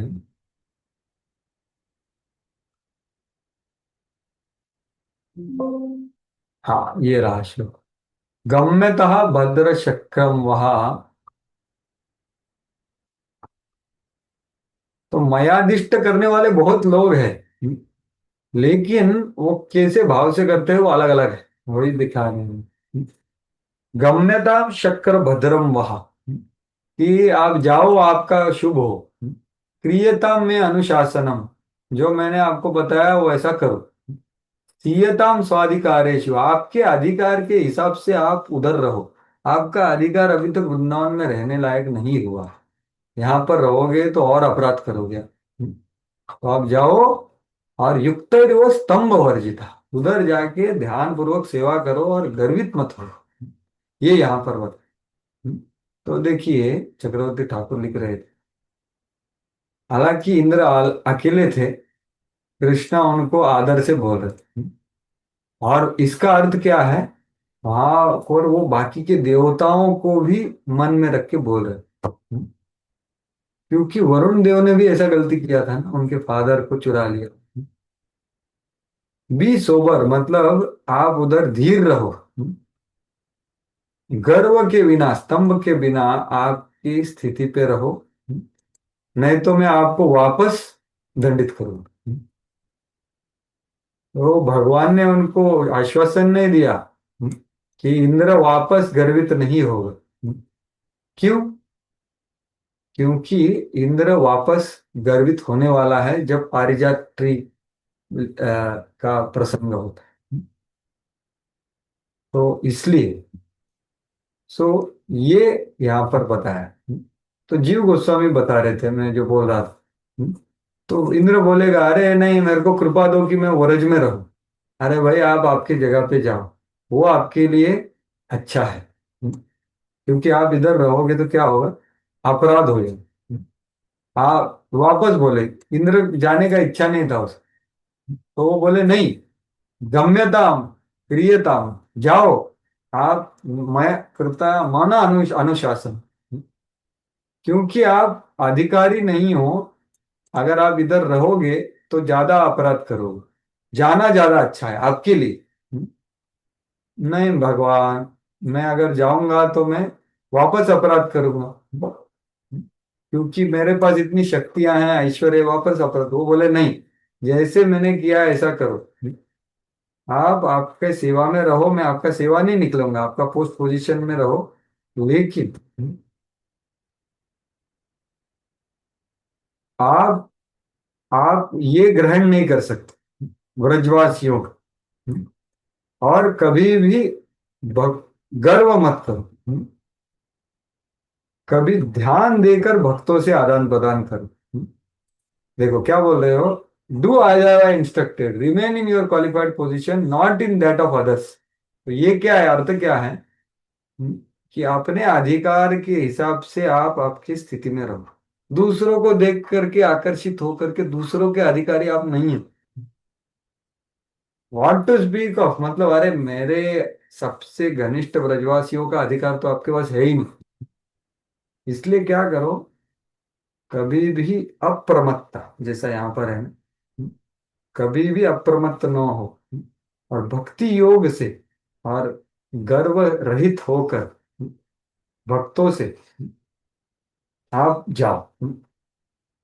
ये उन्होंने, तो ये देखो ये वर था, ये वास्तविक रूप में कृपा नहीं था, क्योंकि ये एक न्याय से बोला गया था। क्यों? क्योंकि वो कृपा के लिए पूरा का पूरा पात्र नहीं था, क्योंकि वो कृपा का इच्छुक भी नहीं था, ये बोला जाए। और वो जब भगवान का आदेश का पालन नहीं करेगा, वो वापस अपराध करने वाला, जब पारिजात्री हो। देखिए, तो ये एक उदाहरण दिया हमने कि भागवतम में ऐसे बहुत सारे उदाहरण हैं। 6वें स्कंद में आप देखोगे कि वृत्रासुर के वहां पर सभी देवी देवता इतना अच्छा प्रार्थना करते हैं ना भगवान का, वो प्रार्थना पढ़ के बहुत प्रेरणा मिलता है। तो 2 बार प्रार्थना करते हैं देवी देवता लोग, क्योंकि वृत्रासुर इतना समस्या कर रहा है ना देवी देवताओं को। तो वो प्रार्थना कर रहे भगवान का, और भगवान प्रकट हो जाते हैं। और भगवान प्रकट होके बोलते हैं उनको कि हे देवी देवताओं, आपने जो प्रार्थनाएं की उसका ज्ञान इतना अच्छा है कि कोई वो उसका चिंतन करेगा तो शुद्ध भक्त बन जाएगा। लेकिन आप जो मांग रहे हो वर, वो सुन करके मेरे को बुरा लग रहा है, क्योंकि आप बुद्धि नहीं दिखा रहे, क्योंकि आप कुछ भौतिक मांग रहे हो, आप भक्ति नहीं मांग रहे हो। मेरे को संतुष्ट किया, ये सबसे बड़ा चीज हो गया, फिर आप दूसरों को क्यों क्यों कुछ मांग रहे, ऐसा वो बोलते हैं। तो ये बात है, आप देखोगे तो ये 6वां स्कंद में दूसरी जगह पे ये भी आते हैं, कौन हमारे दक्ष जी। दक्ष जी भी भगवान का हम सब ये प्रार्थना है बहुत सुंदर।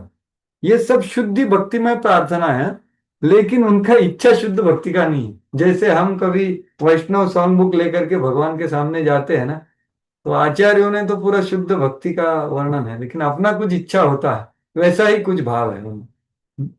तो वो भी उनको बोलते हैं मैं आपसे प्रसन्न हूं, लेकिन वो एक्चुअली प्रसन्न नहीं है भगवान। तो दक्ष का हो गया, पुरुरवा का हो गया, ऐसे बहुत सारे उदाहरण हैं जहां पर भगवान दिखाते हैं कि वो प्रसन्न है, लेकिन वो प्रसन्न ज्यादा नहीं है, क्योंकि भौतिक इच्छाएं हैं उनमें। तो ये दूसरा उदाहरण दिखाता हूँ, और फिर आगे के श्लोक देखेंगे। ये बहुत सुंदर उदाहरण है, ये विबुधर्षभा।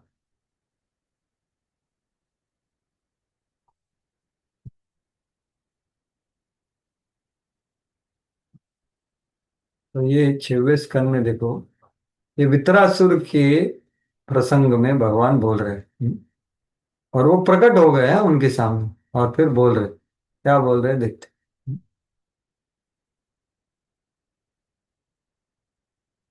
हाँ देखो, तो ये जो श्लोक था मैं आपको बोला, श्री भगवान वाच, तो इन्होंने बहुत अच्छा प्रार्थना किया है, 10-15 श्लोक है, इतने सुंदर श्लोक है। तो उन्होंने भगवान बोले, प्रीतो हम वह सुरश्रेष्ठ, आपसे मैं बहुत खुश हूँ। मद उपस्थान विद्या, मतलब आपका जो प्रार्थना है ना वो बहुत अच्छा है। आत्म ऐश्वर्य स्मृति पुंसाम भक्तिश्चैव ययामन, जो आपने प्रार्थना किया ना, वो कोई करेगा तो वो मेरी भक्ति प्राप्त कर लेगा। मैं आपके प्रार्थना प्रार्थनाओं का ज्ञान से बहुत तुष्ट हूँ। क्योंकि वो शुद्ध भक्तिमय प्रार्थना है। लेकिन अगले श्लोक में क्या बोल रहे हैं, किम दुरापम मयि प्रीते तथापि विबुदर्शभ, मयि एकांतमतिर्नान्यत् मत्तो वांछति तत्ववित्। तो तत्वविद आदमी अगर मेरे को संतुष्ट करता है तो वो कुछ नहीं मांगता। हम्म, मतलब आप तत्ववित नहीं हो। कितना अभागे की बात है कि आपने मेरा प्रशंसा किया,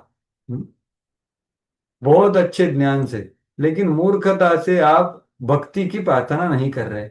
यहाँ पर पृथु महाराज भक्ति की प्रार्थना कर रहे, ये लोग भक्ति की प्रार्थना नहीं कर। हालांकि प्रार्थनाएं बहुत अच्छी है, लेकिन उनको क्या चाहिए भाई?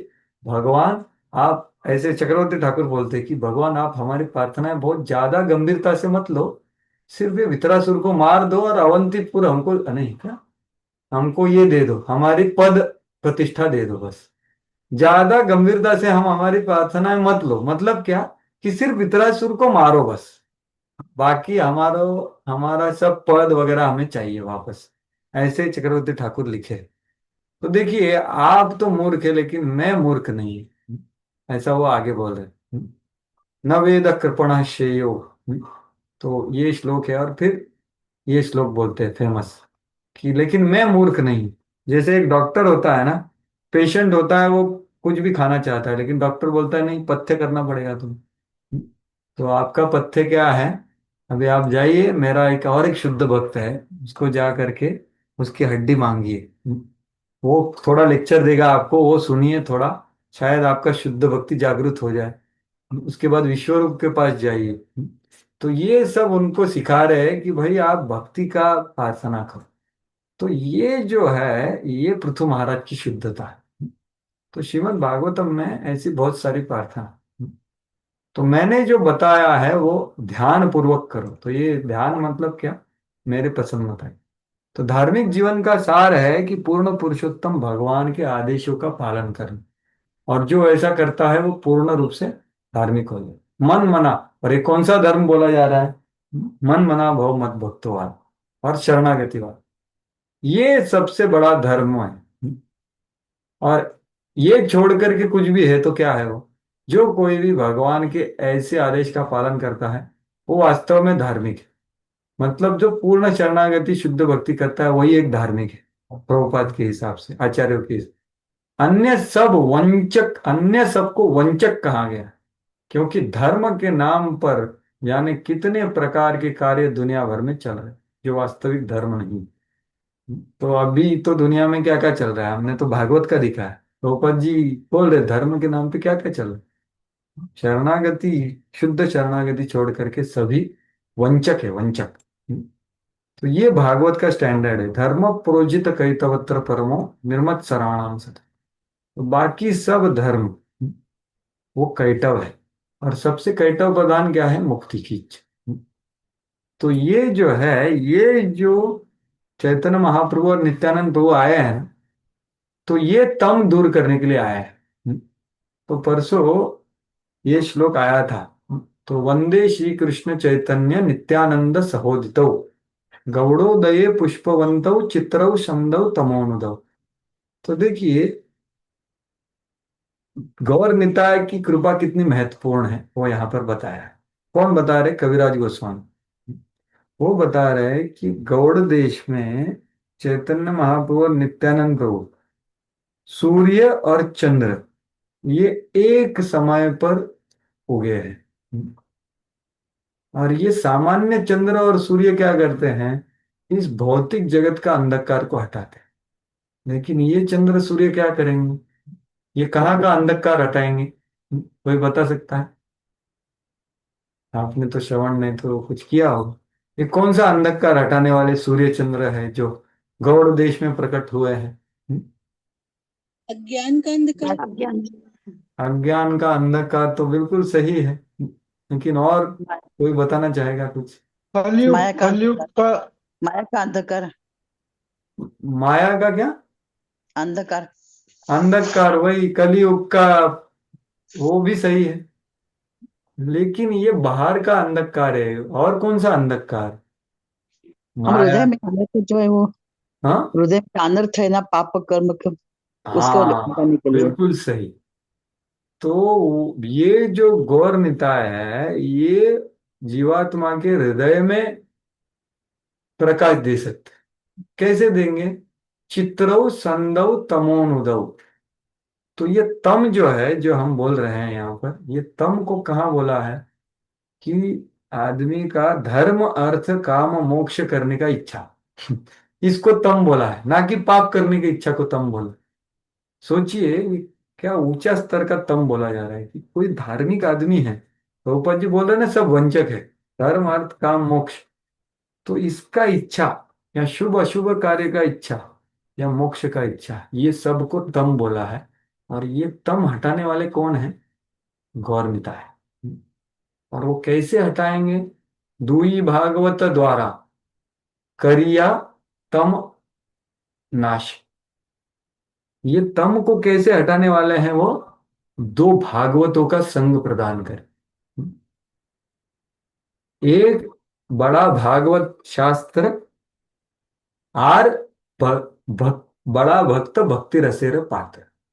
हम्म, तो ये दो चीजें हैं, इससे चैतन्य महाप्रभु और नित्यानंद प्रभु, ये बहुत जैसे आज बहुत अच्छा है। आज कौन सा दिन है? बहुत पवित्र दिन है ना आज। कौन सा दिन है? गुंडीचा मार्जन का दिन है, बराबर की। तो वो गुंडीचा मार्जन का अगर हम सटीकता से देखेंगे तो महाप्रभु कितना कैसा सफाई कर रहे हैं। पहले बड़ा बड़ा चीज को, बाद में छोटे छोटे चीज को भी हटा रहे, पूजा लाभ प्रतिष्ठा इत्यादि। तो ये जो सफाई है, ये चैतन्य महाप्रभु और नित्यानंद प्रभु करेंगे। क्योंकि वो क्या, किसको गंदगी देख रहे हैं? जो पूरे जगत उनको धार्मिक मानता है, उसको भी वो गंदगी देख रहे हैं। क्योंकि शुद्ध भक्ति छोड़ के सब गंदगी है उनकी, सब तम है। जो प्रभुपाद जी तो बोल रहे वंचना है, तम भी नहीं। तो ये यहाँ पर बोला गया है। आप देखिए चैतन्य महाप्रभु, ये बहुत उचित है आज के लिए, इसलिए दिखा रहा हूँ। चित्रौ संदौ तमोनुदौ।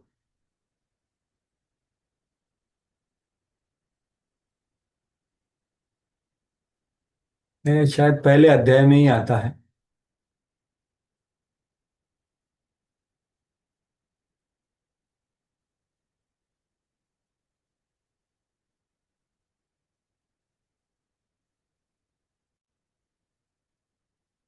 ये देखिए, तो मैं बता रहा था आपको कि तम क्या है। तो तम का देखो व्याख्या कितना किया है। अज्ञाने में नाम कही एक धर्म अर्थ काम मोक्ष वांछा आदि सब। हम्म, तो अज्ञान का तम को क्या बोला है? धर्म अर्थ काम मोक्ष ये वांछा। तो ये तो धार्मिक आदमी करता है ना, उसको भी तम बोला। वो सब कैटव है। और फिर ये श्लोक उद्धृत करके बोला, तार मध्य मोक्ष वांछा कैटव प्रधान, यहाँ है ते कृष्ण भक्ति है अंतर्धान। तो प्रशब्देन मोक्षादि भेद अपि निरस्तः। तो मोक्ष की इच्छा भी को तम बोला है। सोचिए क्या लेवल का तम का बात हो रहा है, स्वच्छता का बात। कृष्ण भक्तिर बाधक यत शुभाशुभ कर्म, सेह एक जीवेर अज्ञान तमो धर्म। तो शुभ अशुभ कर्म जो शास्त्रों में दिया है, वो भी कृष्ण भक्ति के बाधक है। तो ये सब को तमो धर्म बोला है।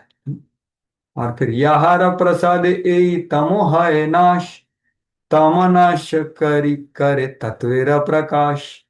तो ये चैतन्य महाप्रभु और नित्यानंद प्रभु, ये उनकी कृपा से ये तम का नाश होगा। और तम को नाश करके वो क्या करते हैं? तत्व का प्रकाश करते हैं। कैसा करेंगे वो?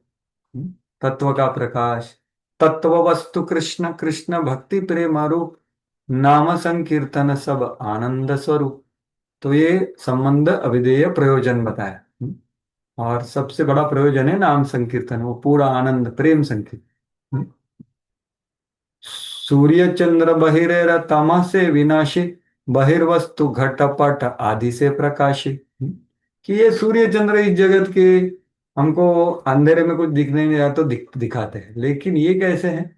दुई भाई हृदय रक्षाली अंधकार, ये मैं बोल रहा था। यही गुंडीचा मार्जन का बारे में। दुई भाई हृदय रक्षाली अंधकार, हृदय के अंधकार को हटाते हैं। कैसे हटाते हैं? दुई भागवत संगे करा है साक्षात्कार। कि दो भागवतों के संग से उनको साक्षात्कार कराते कि भाई ये अंधकार है, इसको हटाओ। तो ये है महाप्रभु का विधि। वो शुद्धिकरण कैसे करने वाले? दुई भागवत द्वारा। एक भागवत बड़ा भागवत शास्त्र, आर भागवत भक्ति भक्त भक्ति रसेर पात्र। तो एक व्यक्ति भागवत और एक पुस्तक भागवत। तो हमने प्रार्थनाओं की शुरुआत में व्यक्ति भागवत की कथा का इतना ज्यादा बार चर्चा किया, प्रभुपाद जी ने किया। तो वो एक है उसका संग। और दूसरा क्या है? ये भागवत पुराण, ताहा दुई भागवत द्वारा दिया भक्ति रस। तो यहाँ पर रस से वंचित हो गए ना, वो बोल रहे थे कि अरे कोई नौसिखिया भक्त कुछ मांगता है तो वो भक्ति रस से वंचित हो जाए। तो दुई भागवत द्वारा दिया भक्ति रस, ताहार हृदय तारा प्रेम है वश। और फिर उनके वश हो जाते। तो ये चैतन्य महाप्रभु नित्यानंद प्रभु का इतना बड़ा कृपा है। तो वो तम को पाप का इच्छा बोल ही नहीं रहे, वो बहुत ऊंचा तम का बात कर रहे हैं। क्योंकि हमारा जो ध्येय है वो बहुत ऊंचा है। हालांकि हमारा पात्रता बिल्कुल नहीं है, लेकिन हमें कुछ दिया जा रहा है ना, वो बहुत ऊंचा है। ये जानना जरूरी है। तो ऐसे यहाँ पर प्रभुपाद जी बोल रहे हैं अन्य सब को वंचित वंचक कहा गया है। कितने क्या क्या चल रहे हैं उसके बारे में बात करने की जरूरत नहीं। उसका सार रूप में तम के बारे में बता दी। और ऐसे आप देखोगे कि बहुत सारे लोग बहुत अलग अलग इच्छाओं से भी भक्ति कर सकते हैं, इस्कॉन में आ सकते हैं, इस्कॉन में रह भी सकते हैं। लेकिन हमें व्यवसायत्मिका बुद्धि रखना चाहिए कि भाई महाप्रभु क्यों आए, प्रभुपाद क्यों आए? सिर्फ ये देने के लिए आए और कुछ नहीं देना हो। इसलिए प्रभुपाद जी बोले अपने गुरु को उद्धृत करते हुए, गुरु ने बोला कि अगर एक शुद्ध भक्त बन जाएगा ना तो मेरा लाइफ परफेक्ट। और प्रभुपाद जी भी वही बोले नम्रता से कि अरे ध्रुव महाराज की माँ चली गई, तो प्रभुपाद जी बोले अगर मेरे शिष्यों में से एक अगर शुद्ध भक्त बन जाए तो मेरे कुछ आशा है। तो ये उनका इच्छा था कि मेरे को क्या खुश करेगा, आप कृष्ण से प्रेम करें। तो अभी मैत्रेय मुनि इसका ये कर रहे हैं कि आगे क्या हुआ। भगवान चले जाते हैं, वो देख लेते। मैत्रेय उवाच इति वन्यस्य राजर्षि प्रतिनन्द्या अर्थवत् वचः प्रतिपूजी अनुगृहीत्वा वैनं गन्तुं चक्रोच्युतो मतिम्। अड़ी। श्री मैत्रेय मुनि ने विदुर से कहा, पूर्ण पुरुषोत्तम भगवान ने महाराज पृथु द्वारा की गई सार गर्भित प्रार्थना की बुरी बुरी प्रशंसा की। इस प्रकार राजा द्वारा समुचित रूप से पूजित होकर श्री भगवान ने उन्हें आशीर्वाद दिया और प्रस्थान का निश्चय किया। रिपोल। हाँ, तो यहाँ पर कौन सा शब्द महत्वपूर्ण है? प्रभुपाद जी बोल रहे प्रतिनंद्य अर्थवद वचा। उनकी जो प्रार्थनाएं थी वो बहुत सराहनीय थी। अर्थवित थी। अर्थवित मतलब क्या? उसमें सार था। सार गर्भित। तो इसलिए हमने उसके ऊपर कुछ समय दिया कि उसमें पूरा सार है। सार गर्भित प्रार्थना। तो भगवान बहुत प्रसन्न हो गए उस राजर्षि की। वैन्य, वैण का पुत्र। तो ऐसे उनके अर्थवित सार रुक्त सार युक्त प्रार्थना की भूरी भूरी प्रशंसा की। प्रतिनंद्य। तो ये है, देखो भगवान भी अनुमोदन कर रहे हैं। सोचिए, भगवान भी श्रवण करने के बाद अनुमोदन कर रहे हैं प्रार्थनाओं। तो पूजितो अनुगृहीत्वैनं गंतुम चक्रोच्युतो गतिम। और फिर इस प्रकार राजा द्वारा समुचित रूप से पूजित होकर। तो पूजा में सबसे महत्वपूर्ण क्या होता है? एक होते हैं धूप दीप इत्यादि, और उससे महत्वपूर्ण है भाव। तो ऐसे उनके प्रार्थनाओं के द्वारा पूजित बहुत संतुष्ट वाले भगवान कहाँ चले गए? चक्र अच्युतो। हाँ, अच्युत भूल ना करने वाले अर्थात अच्युत भगवान, उनमें उनका मन लग गया। वो चक्रे अपना मन पूरा उनमें निश्चित किया ऐसा ये 34वें श्लोक में बोल रहे हैं। तो प्रभुपाद जी यहाँ पर ये शायद पति नंद का तो बताते हैं, जब भक्त भगवान से प्रार्थना करता है तो वो भौतिक लाभ की याचना करने के हेतु नहीं, वरन उनकी कृपा की याचना के लिए करता है। तो ये हमने देखा इसके सब उदाहरण देवी देवताओं के, कि प्रार्थना करते हैं लेकिन कृपा के लिए नहीं। वो प्रार्थना करता है कि जन्म जन्मांतर की भगवान के चरण कमल की सेवा करें, ये उसका उद्देश्य होता है। इसलिए हमने दूसरे उदाहरणों को देखा। मनुष्य को तो भगवान तथा भक्त के दिव्य जन्म के विषय में समझना चाहिए। तो ये बहुत विशेष तात्पर्य है, जहां पर एक लाइन में बोला जाए तो प्रभुपद जी बोल रहे जैसे जन्म कर्म च में दिव्यम भगवान का होता है ना, वैसे भगवान के शुद्ध भक्त नित्य पार्षद भी उनके जैसे ही धर्म स्थापन करने के लिए आते हैं। ऐसे प्रभुपद जी बोले कि भगवान भी उसके लिए आते हैं और वही प्रयोजन के लिए उनके भक्त भी आते हैं।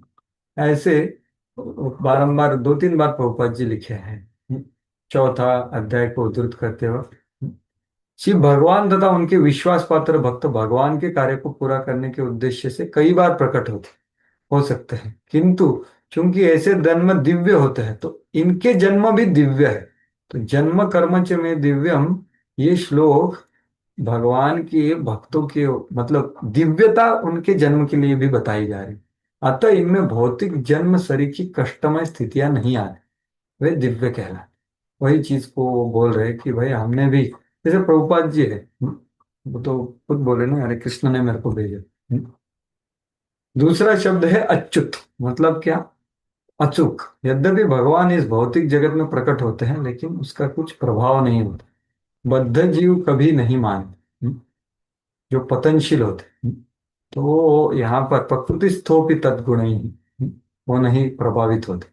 और फिर क्या हुआ, सब 14 लोकों से अलग अलग लोग आए थे, तो और फिर भगवान जा रहे हैं, तो ये सब लोगों का उन्होंने उचित रूप से सत्कार किया पृथु महाराज ने। तो भाषांतर पढ़ी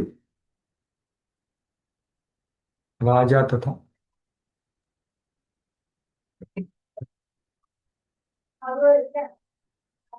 राजा पृथु ने देवताओं, ऋषियों, पितृलोक, गंधर्वलोक, सिद्धलोक, चारण लोक, पन्नग लोक, किन्नर लोक, अप्सरा लोक तथा तथा पृथ्वी पृथ्वी लोक लोक और और पक्षियों पक्षियों के लोक के निवासियों की से पूजा उनकी की। पूजा की। उन्होंने यज्ञ स्थल पर उपस्थित अन्य अनेक जीवों की पूजा की। उन्होंने इस इन सब की तथा श्री भगवान के पार्षदों की मधुर वचन तथा यथासंभव धन के द्वारा हाथ जोड़कर पूजा की। इस उत्सव के बाद भगवान श्री विष्णु के पद चिन्हों का अनुसरण करते हुए वे सभी अपने अपने लोक चले। तो ये देखो, 100वां यज्ञ हुआ नहीं लेकिन उससे अच्छा चीज हुआ कि सभी लोग प्रसन्न। तो इन्होंने इनको सबको दान वगैरह दिया, उनको भी खुश किया, सब अलग अलग 14 लोगों से। तो पूरा तात्पर्य ये वैज्ञानिकों के ऊपर एक घुसा मारता है कि वैज्ञानिक बोलते हैं अरे ये मार्स पे कुछ सिर्फ जमीन नहीं है, सिर्फ जमीन है, उधर कोई नहीं रहता। तो ये सब मूर्ख है। वैदिक साहित्य इस मूर्खतापूर्ण सिद्धांत को नहीं मानता कि भाई सिर्फ पृथ्वी के ऊपर हम बुद्धिमान हैं, बाकी के ग्रहों पे ऊपर कुछ नहीं है, हमको कुछ नहीं दिखता। तो ये मूर्खतापूर्ण सिद्धांत को हम नहीं मानते। वैदिक ज्ञान के मानने वाले भली भांति परिचित है कि विविध ग्रहों में नाना प्रकार के जीव निवास करते हैं तथा देवता, ऋषि, पितृगण इत्यादि। यद्यपि ये सारे जीव एक ही दिव्य प्रकृति वाले हैं और पूर्ण पुरुषोत्तम भगवान के ही स- समान गुण वाले हैं। तो ये कौन है? तो ये पहले भौतिक जगत का उन्होंने बताया, और फिर भगवान आध्यात्मिक जगत से आ, तो आध्यात्मिक जगत का भी बताते। तो इनका क्या है, इनका देह और वो अलग है, उनको भी भौतिक शरीर है, किंतु आध्यात्मिक जगत में देह तथा देही में ऐसा कोई भेद नहीं होता। भौतिक जगत में विभिन्न लोकों में विभिन्न शरीरधारियों में उनके विशिष्ट रूप और आकारों से भेद प्रकट होते, लेकिन ये जो बोले जा रहे हैं इनको भौतिक देह ही होता है, चाहे सूक्ष्म हो। अतः ये समस्त ब्रह्मांड चतुर्दश भुवन कहलाता है, जिससे सूचित होता है कि 14 विभिन्न लोक है, 14 बिल्डिंग। और फिर प्रभुपाद जी वृंदावन के बारे में बताते हैं, बहुत सुंदर। हाँ, ये पढ़िए भौतिक आकाश से। पढ़ रही थी, पढ़ी।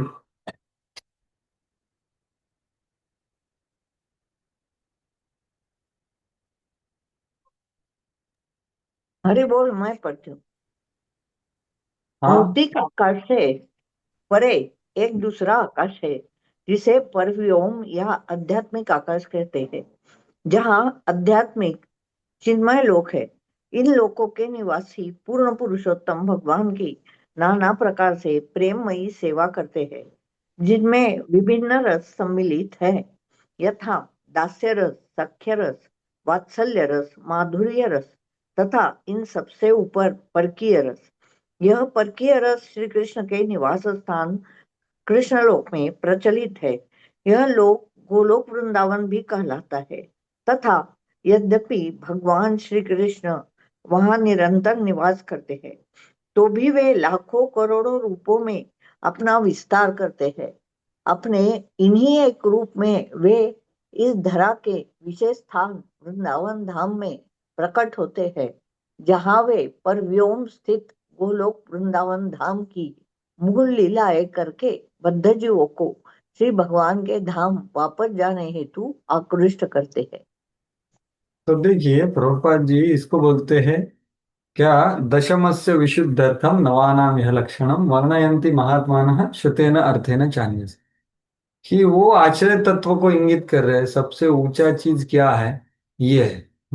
तो पृथु महाराज की शुद्ध भक्ति से हमें शुद्ध भक्ति करनी है, लेकिन प्राप्त क्या करना है, वृंदावन धाम। और वहां का भी सबसे ऊंचा रस बोल रहे प्रभुपाद जी यहाँ। तो ये है महात्मा का वर्णन, जहां पर वो अलग से वृंदावन धाम, वृंदावन वासी और उनका रस, ये सब के बारे में हमें प्रेरणा दे रहे हैं कि भाई ये उनकी लीलाओं में आकृष्ट हो जाओ। भगवानपि राजर्षि सोपाध्यायस्य चाच्युतः हरिन्निव मनोंश स्वधाम प्रत्यपद्यत। पढ़िए। राजा तथा वहां पर उपस्थित पुरोहितों के मनों को मोहित करने के बाद अच्युत श्री भगवान परम व्यय में अपने धाम वापस चले जाते हैं। तो चले गए। इन्होंने, हाँ, चले गए। तो इन्होंने क्या किया, भगवान ने इनका मन को चुरा लिया। हरि, हरिन्निव मनोंश, उनका मन को चुरा के गए पृथु महाराज, जो ऑलरेडी उनके ऊपर आविष्ट था, अभी वो और आविष्ट बढ़ गया। जैसे परीक्षित राजा का भी गर्भ में जाके दर्शन देके उनको बचाया और उनका मन चुरा के भाग गए, तो पूरे जीवन भर वो उनको ढूंढ रहे। तो उनका भी आकर्षित किया, और उनके जो पूजा करने वाले ब्राह्मण थे ना, जो लोग इंद्र को मारने की इच्छा कर रहे थे, जिनको ब्रह्मा जी ने डांटा, वो ब्राह्मणों का भी मन आकर्षित हो गया, क्योंकि उन्होंने ये वार्तालाप देखा ना, प्रेममय वार्तालाप पृथु महाराज और भगवान में, तो उनमें भी प्रभाव पड़ेगा। एक्चुअली ये जो वार्तालाप है ना भगवान और उनके शुद्ध भक्त का, ये देख करके मैत्रेय ऋषि का भी हृदय पूरा का पूरा पिघल गया, जो शुद्ध ही था, लेकिन वो ज्ञान मिश्र भक्त थे। लेकिन वो उद्धव और कृष्ण के प्रेममय वार्तालाप देख करके उनको लगा, इच्छा हुआ कि अरे मेरे को भी भगवान का पार्षद बनना। तो वो शुद्ध भक्त बन गए, वो सिर्फ देख करके।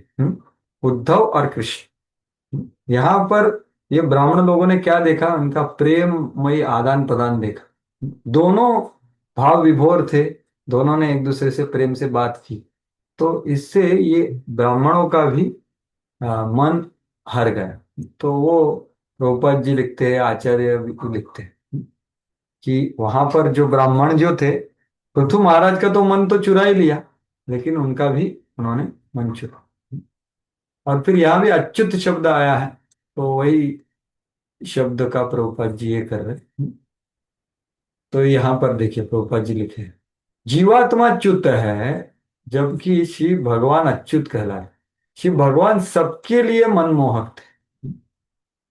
हरिन्निव मनो अमुष्य, केवल राजा के लिए नहीं, अपितु उन पुरोहितों के लिए भी, जो वैदिक कर्म कांडों के अत्यधिक आदी थे। क्योंकि ये लोग देखो, पृथु महाराज के साथ 100 यज्ञ कर चुके हैं, मतलब जब भी उनको यज्ञ चाहिए तो यही टीम आता था उनका। 100 यज्ञ कर चुके, अत्यधिक उसमें थे, उनका मन भी हर लिया। सर्वमोहक होने के कारण श्री भगवान श्री को श्री कृष्ण अर्थात सबको आकृष्ट करने वाले जाना जाता। तो वापस भगवान प्रभुपाद ने कृष्ण को इंगित कर दिया, बाद में विशेष रूप से बोल रहे, कोई आचार्य ये लिखा नहीं, कि उनको जो दर्शन हुआ वो क्षीरोदक्षायी विष्णु का दर्शन हुआ। जो कृष्ण के विस्तार रूप है, जो यहाँ पर उपस्थित हुए। तो ये प्रभुपाद बोलते हैं, अदृष्टाय नमस्कृत्य नृपः संदर्शितात्मने अव्यक्ताय च देवानां देवाय स्वपुरं ययौ। तत्पश्चात राजा पृथु ने समस्त देवों के परम स्वामी पूर्ण पुरुषोत्तम भगवान को सादर नमस्कार किया। यद्यपि वे भौतिक दृष्टि से देखे देखे जाने की वस्तु नहीं है, फिर भी श्री भगवान ने महाराज पृथु के नेत्र के समक्ष अपने आप को प्रकट किया। श्री भगवान को नमस्कार करके राजा अपने घर चले गए। इस प्रकार श्रीमद् भागवतम के चतुर्थ स्कंद के अंतर्गत महाराज पृथु के यज्ञ स्थल के भगवान श्री विष्णु का प्रागट्य नामक 20वें अध्याय की भक्ति वेदांत तात्पर्य पूर्ण हुआ। हरे कृष्णा। धन्यवाद प्रभु जी। दंडवत प्रणाम। तो ये श्लोक में क्या बताया है, सबके लिए वो अदृष्ट थे क्योंकि वो अधोक्षज है, वो चले गए तो अदृश्य हो गए सबके लिए, लेकिन पृथु के लिए संदर्शितात्मा ने, पृथु महाराज को वो वैकुंठ जाने तक दिख रहे थे। तो ये अर्थ है, क्यों? क्योंकि प्रेमांजन चुरित भक्ति विलास हो उनको। तो प्रभुपाद वही कोट कर रहे हैं कि भौतिक इंद्रिया भगवान की दिव्य प्रेममयी सेवा में लगी होती है तो पवित्र हो जाने के बाद भगवान को दिखती। तो यहाँ पर पृथु महाराज की कृपा से, उनके व्यवहार से बाकी सभी लोगों को विष्णु का दर्शन हो पाया कुछ समय के लिए। ये है शुद्ध भक्त का कृपा। लेकिन अभी वो चले जाने के बाद इसको दर्शन नहीं हुआ, लेकिन वो जा रहे थे तब पृथु महाराज देख पा रहे। यद्यपि यह भौतिक संसार पूर्ण पुरुषोत्तम भगवान की ही सृष्टि है, किंतु भौतिक आंखों से नहीं दिखाई पड़ते, किंतु महाराज पृथु ने अपनी शुद्ध भक्ति से आध्यात्मिक दृष्टि विकसित कर ली थी। अतः यहाँ पर ईश्वर को संदर्शितात्मा कहा गया, क्योंकि सामान्य नेत्रों से अदृश्य रहकर वो उनको दृष्टि गोचर हो रहे थे, पृथु महाराज को दिख रहे थे, वो जा रहे थे। तो इस प्रकार श्रीमद् भागवतम के चतुर्थ स्कंद के अंतर्गत महाराज पृथु के यज्ञ स्थल में भगवान विष्णु का प्राकट्य नामक 20वें अध्याय का भक्ति वेदांत तात्पर्य पूर्ण हुआ। हरे कृष्ण। बहुत बहुत धन्यवाद। तो ये हमने चर्चा किया, बहुत सुंदर अध्याय था, थोड़ा ज्यादा समय इसके ऊपर दिया, तो अभी यहाँ पर विराम देंगे। आप सभी लोगों को अनुरोध है कि हमारे लिए भी, सबके लिए हम एक दूसरे के लिए प्रार्थना करेंगे कि आज का बहुत अच्छा दिन है। तो हृदय में बहुत सारी इच्छाएं हैं, अनर्थ है, अविद्या है, लेकिन ये दुई भागवत द्वारा कि हमारा शुद्धिकरण हो सके। तो कृपया प्रार्थना कीजिए कि ये मैं बोल रहा हूँ बहुत बड़ी बड़ी चीजें, लेकिन बहुत दूर है, दिल्ली बहुत दूर है, लेकिन कुछ आचरण कर पाऊँ इसका कुछ प्रामाणिकता से। तो बहुत बहुत धन्यवाद, आप सब लोगों ने इसका ग्रहण किया। ग्रंथराज श्रीमद् भागवतम की जय, श्रील प्रभुपाद की जय, पृथु महाराज की जय। हरे कृष्ण। अभी तो ऑलमोस्ट 9 बज गए हैं, तो किसी को प्रस्थान करना है तो कर सकते हैं, और किसी को अगर कुछ है व्यक्त करना है, ये हमने जो चर्चा किया उसके बारे में किसी को कुछ प्रश्न है तो व्यक्त कर सकते हैं। किसी को कुछ है हमने जो चर्चा किया उसके बारे में? अरे बोल, हाँ कल क्लास बोलिए। है ना। नहीं नहीं, कल नहीं हो सकता, क्योंकि वो अभी नेक्स्ट वीक में शक्य है तो करेंगे। क्योंकि कल रथ यात्रा है शिरवल में, तो उधर मेरा सेवा है। तो कल तो क्लास नहीं होगा। अच्छा हुआ आपने पूछ ली। तो कल तो क्लास नहीं है, परसों भी नहीं हो सकता मोस्टली। तो अभी अगले वीक में अगर शक्य है तो करेंगे। तो अगला अध्याय करेंगे, ठीक है। हरे कृष्णा प्रभु, दंडवत प्रणाम। हरे कृष्णा। सुंदर ईश्वर प्रभु हरि बोल। आप कल रहेंगे ना उधर? या यस। यस प्रभु। हाँ, अभी ये जो इंद्र का जो मात्सर्य है ना, इसके प्रति, भृगु महाराज के प्रति, ये भी भगवान का रूप है। और यस। तो भगवान इससे क्या दिखाना चाहते हैं कि ये मात्सर्य, देवताओं के राजा को भी इतना मात्सर्य है, तो सामान्य जनों को फिर तो होना सामान्य होगा। यस, बिल्कुल। तो इससे क्या हमें सीख मिल लेना चाहिए? ये इंद्र सब लोग क्या बोलेंगे, इंद्र को मात्सर्य तो मुझे तो होगा ही है, तो हम छोड़ नहीं हाँ, पाएंगे। मुझे तो होगा, हाँ, लेकिन वो कहाँ बोला है? भगवान यज्ञ रूप में आकर के दिखा रहे हैं कि कोई ऐसी उपाधि रखता है ना, तो वो मात्सर्य मद प्रकट कर सकता है। ये दिखाया है। जरूरी नहीं हर आदमी वैसा करता है। विदुर वैसे नहीं है, वो भी यमराज है। ब्रह्मा जी, शिव जी, ये भी उपाधि लेके बैठे हैं ना, लेकिन वो ऐसे बिल्कुल नहीं। तो देखो, ये भौतिक जगत बना है, हर में मत्सरता, इसलिए तो हम इधर है ना। लेकिन इंद्र में है, इसलिए मैं छोड़ नहीं सकता। इंद्र को प्रभुपाद जी का भागवतम नहीं मिला, दुई भागवत द्वारा करे शुद्धिकरण। ये हमें प्राप्त हुआ है प्रभुपाद जी की कृपा से। ये गौड़िया परंपरा का कृपा, ऐसा मैं बोल सकता हूँ फिलोसॉफिक स्पेकुलेट करके, कि इंद्र को प्राप्त नहीं हुआ जो हमें मिल रहा है किलो किलो में आसानी से। तो ये हमारा भाग्य है कि हमें ये दुई भागवत का संग मिल रहा है।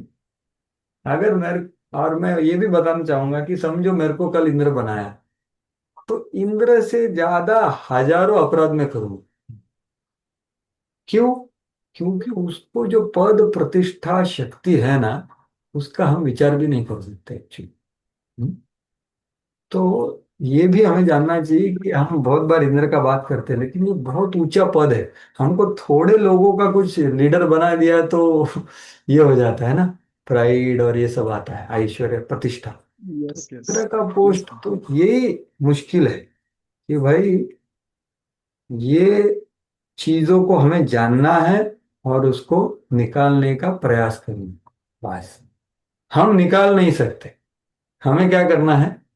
झाड़ू लेकर के साफ करने का प्रयास करना, बस। निकालने वाले कौन है? वो शुण्वता स्वगता कृष्ण पुण्य श्रवण कीर्तन हृदयंतस्थो ही अभद्राणि विधुनोति सुहृत्सुत।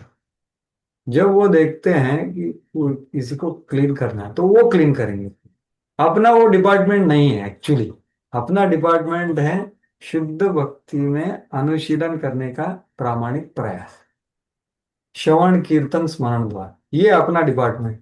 शुद्ध होगा नहीं होगा वो उनका बात है। जन्मनि जन्मनीश्वरे, मैं इधर अनर्थों के साथ प्रयास करता रहूंगा।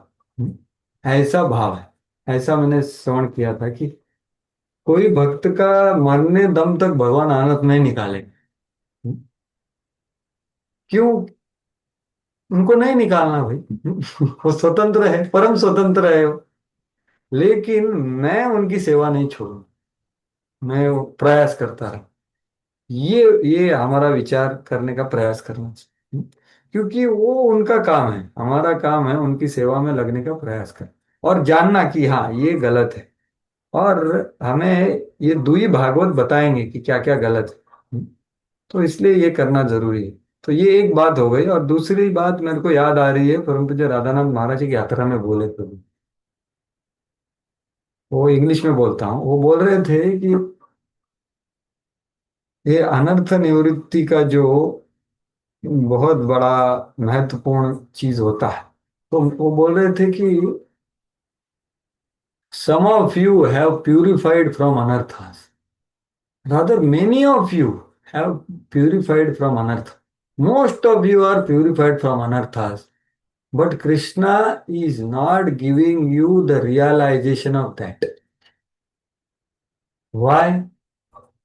Because the moment he will give you realization that you are pure, he is not sure, because we may become proud and commit offenses. So he is not sure that if I give him realization that his heart is pure, he will remain humble. So he is not giving the realization of purification. ऐसे गुरु परम पूज्य राधानाथ महाराज बोल रहे थे। तो भगवान क्या कब कर रहे हैं वो हमें नहीं पता, वो क्या हमें साक्षात्कार दे रहे हैं, लेकिन हमें उनकी सेवा में लगना है, शुद्ध भाव से प्रयास करें। क्योंकि वो नहीं दे रहे, क्यों? वो बोल रहे थे, तीसरा श्लोक और चिंतन कर रहे थे कि अरे इसको मैं, शुद्ध तो हो गया ये, लेकिन अगर इसको साक्षात्कार दूंगा तो ये क्या होगा, गर्वित हो जाएगा, गर्वित हो गया तो वैष्णव अपराध करेगा, तो मैं इसको साक्षात्कार नहीं दूंगा। तो ऐसा वो बोल रहे थे। तो ये अलग अलग पहलू है जो मेरे दिमाग में आया। अगर आपको कुछ व्यक्त करना है प्रभु जी, आप भी कर सकते हैं, आपके मन में कुछ है। आज का बहुत पावन दिन है।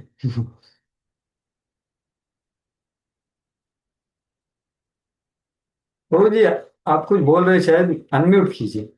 आपने, हाँ, यदि हम सीरियसली प्रयत्न करेंगे तो हर वक्त बोलते समय कि ये मात्सर्य तो नहीं, मैं मात्सर्य तो नहीं कर रहा हूँ, मैं किसी से मत्सर द्वेष तो नहीं कर रहा हूँ, ऐसा कॉन्शियसली करने से भी हम कुछ हद तक कंट्रोल कर सकेंगे। या लेकिन ऐसा मेरे को थोड़ा विचार आ रहा है कि इतना मत्सरता का विचार नहीं करना चाहिए। एक बार तो मुझे राधानंद महाराज जी बोल रहे थे कि क्योंकि मत्सर्य से अपराध होता है, करेक्ट? हाँ, वो यस। सबसे डेंजर चीज है ये जगत में। जी। तो एक छोटा बच्चे ने रिसेंटली चौपाटी के भागवतम क्लास में प्रश्न किया था कि महाराज मैं कैसे मैंने अपराध से बचूं। तो वहां पर महाराज ने एक स्टेटमेंट बताया कि the best way to defend is attack. तो इसका अर्थ क्या है कि भाई अपराध से बचूं, अपराध से बचूं, ऐसा चिंतन करने से अच्छा है कि मैं दूसरों को प्रसन्न करने का प्रयास करूं। ये अटैक हो गए, तो उससे अपराध नहीं होगा। मत्सरता, तो मत्सर्य है क्या नहीं वो देखने से अच्छा क्या है कि भाई मैं इसको प्रसन्न कैसे करूं, तो वो ज्यादा अच्छा होगा। हालांकि इंट्रोस्पेक्शन करना चाहिए, आप सही बोले, लेकिन एक जस्ट भाव है कि हमेशा उसका चिंतन करने से अच्छा पॉजिटिव चिंतन करो, ऐसे वो बोल रहे हो। Yes, yes, yes Prabhu, thank you very much, धन्यवाद। Yes Hare Prabhu, Krishna. Hare Krishna, thank you. किसी का और का कुछ है आज जो चर्चा किया हमने उसके बारे में? ठीक है, बहुत बहुत धन्यवाद। तो विजय केशव को तो अभी इस वीक में तो इतना ही करेंगे, ठीक है ना? अगले वीक का कुछ चक्के, जैसे मैंने 2 दिन बताया, क्योंकि बाकी के दिन तक तो मेरा 7:30 बजे क्लास है, 7:30 बजे तक। 27 को है, नहीं सॉरी, 20 को है, 22 को भी है, और 23 को भी है। तो सिर्फ 21 और 24 बचता है। तो अगर तभी कुछ करना है तो मुझे आप बताइए, ठीक है? हरे कृष्ण। अंतरा श्रीमद् भागवतम की जय, श्रील प्रभुपाद की जय, पृथु महाराज की जय, गुंडीचा मार्जन महोत्सव की जय।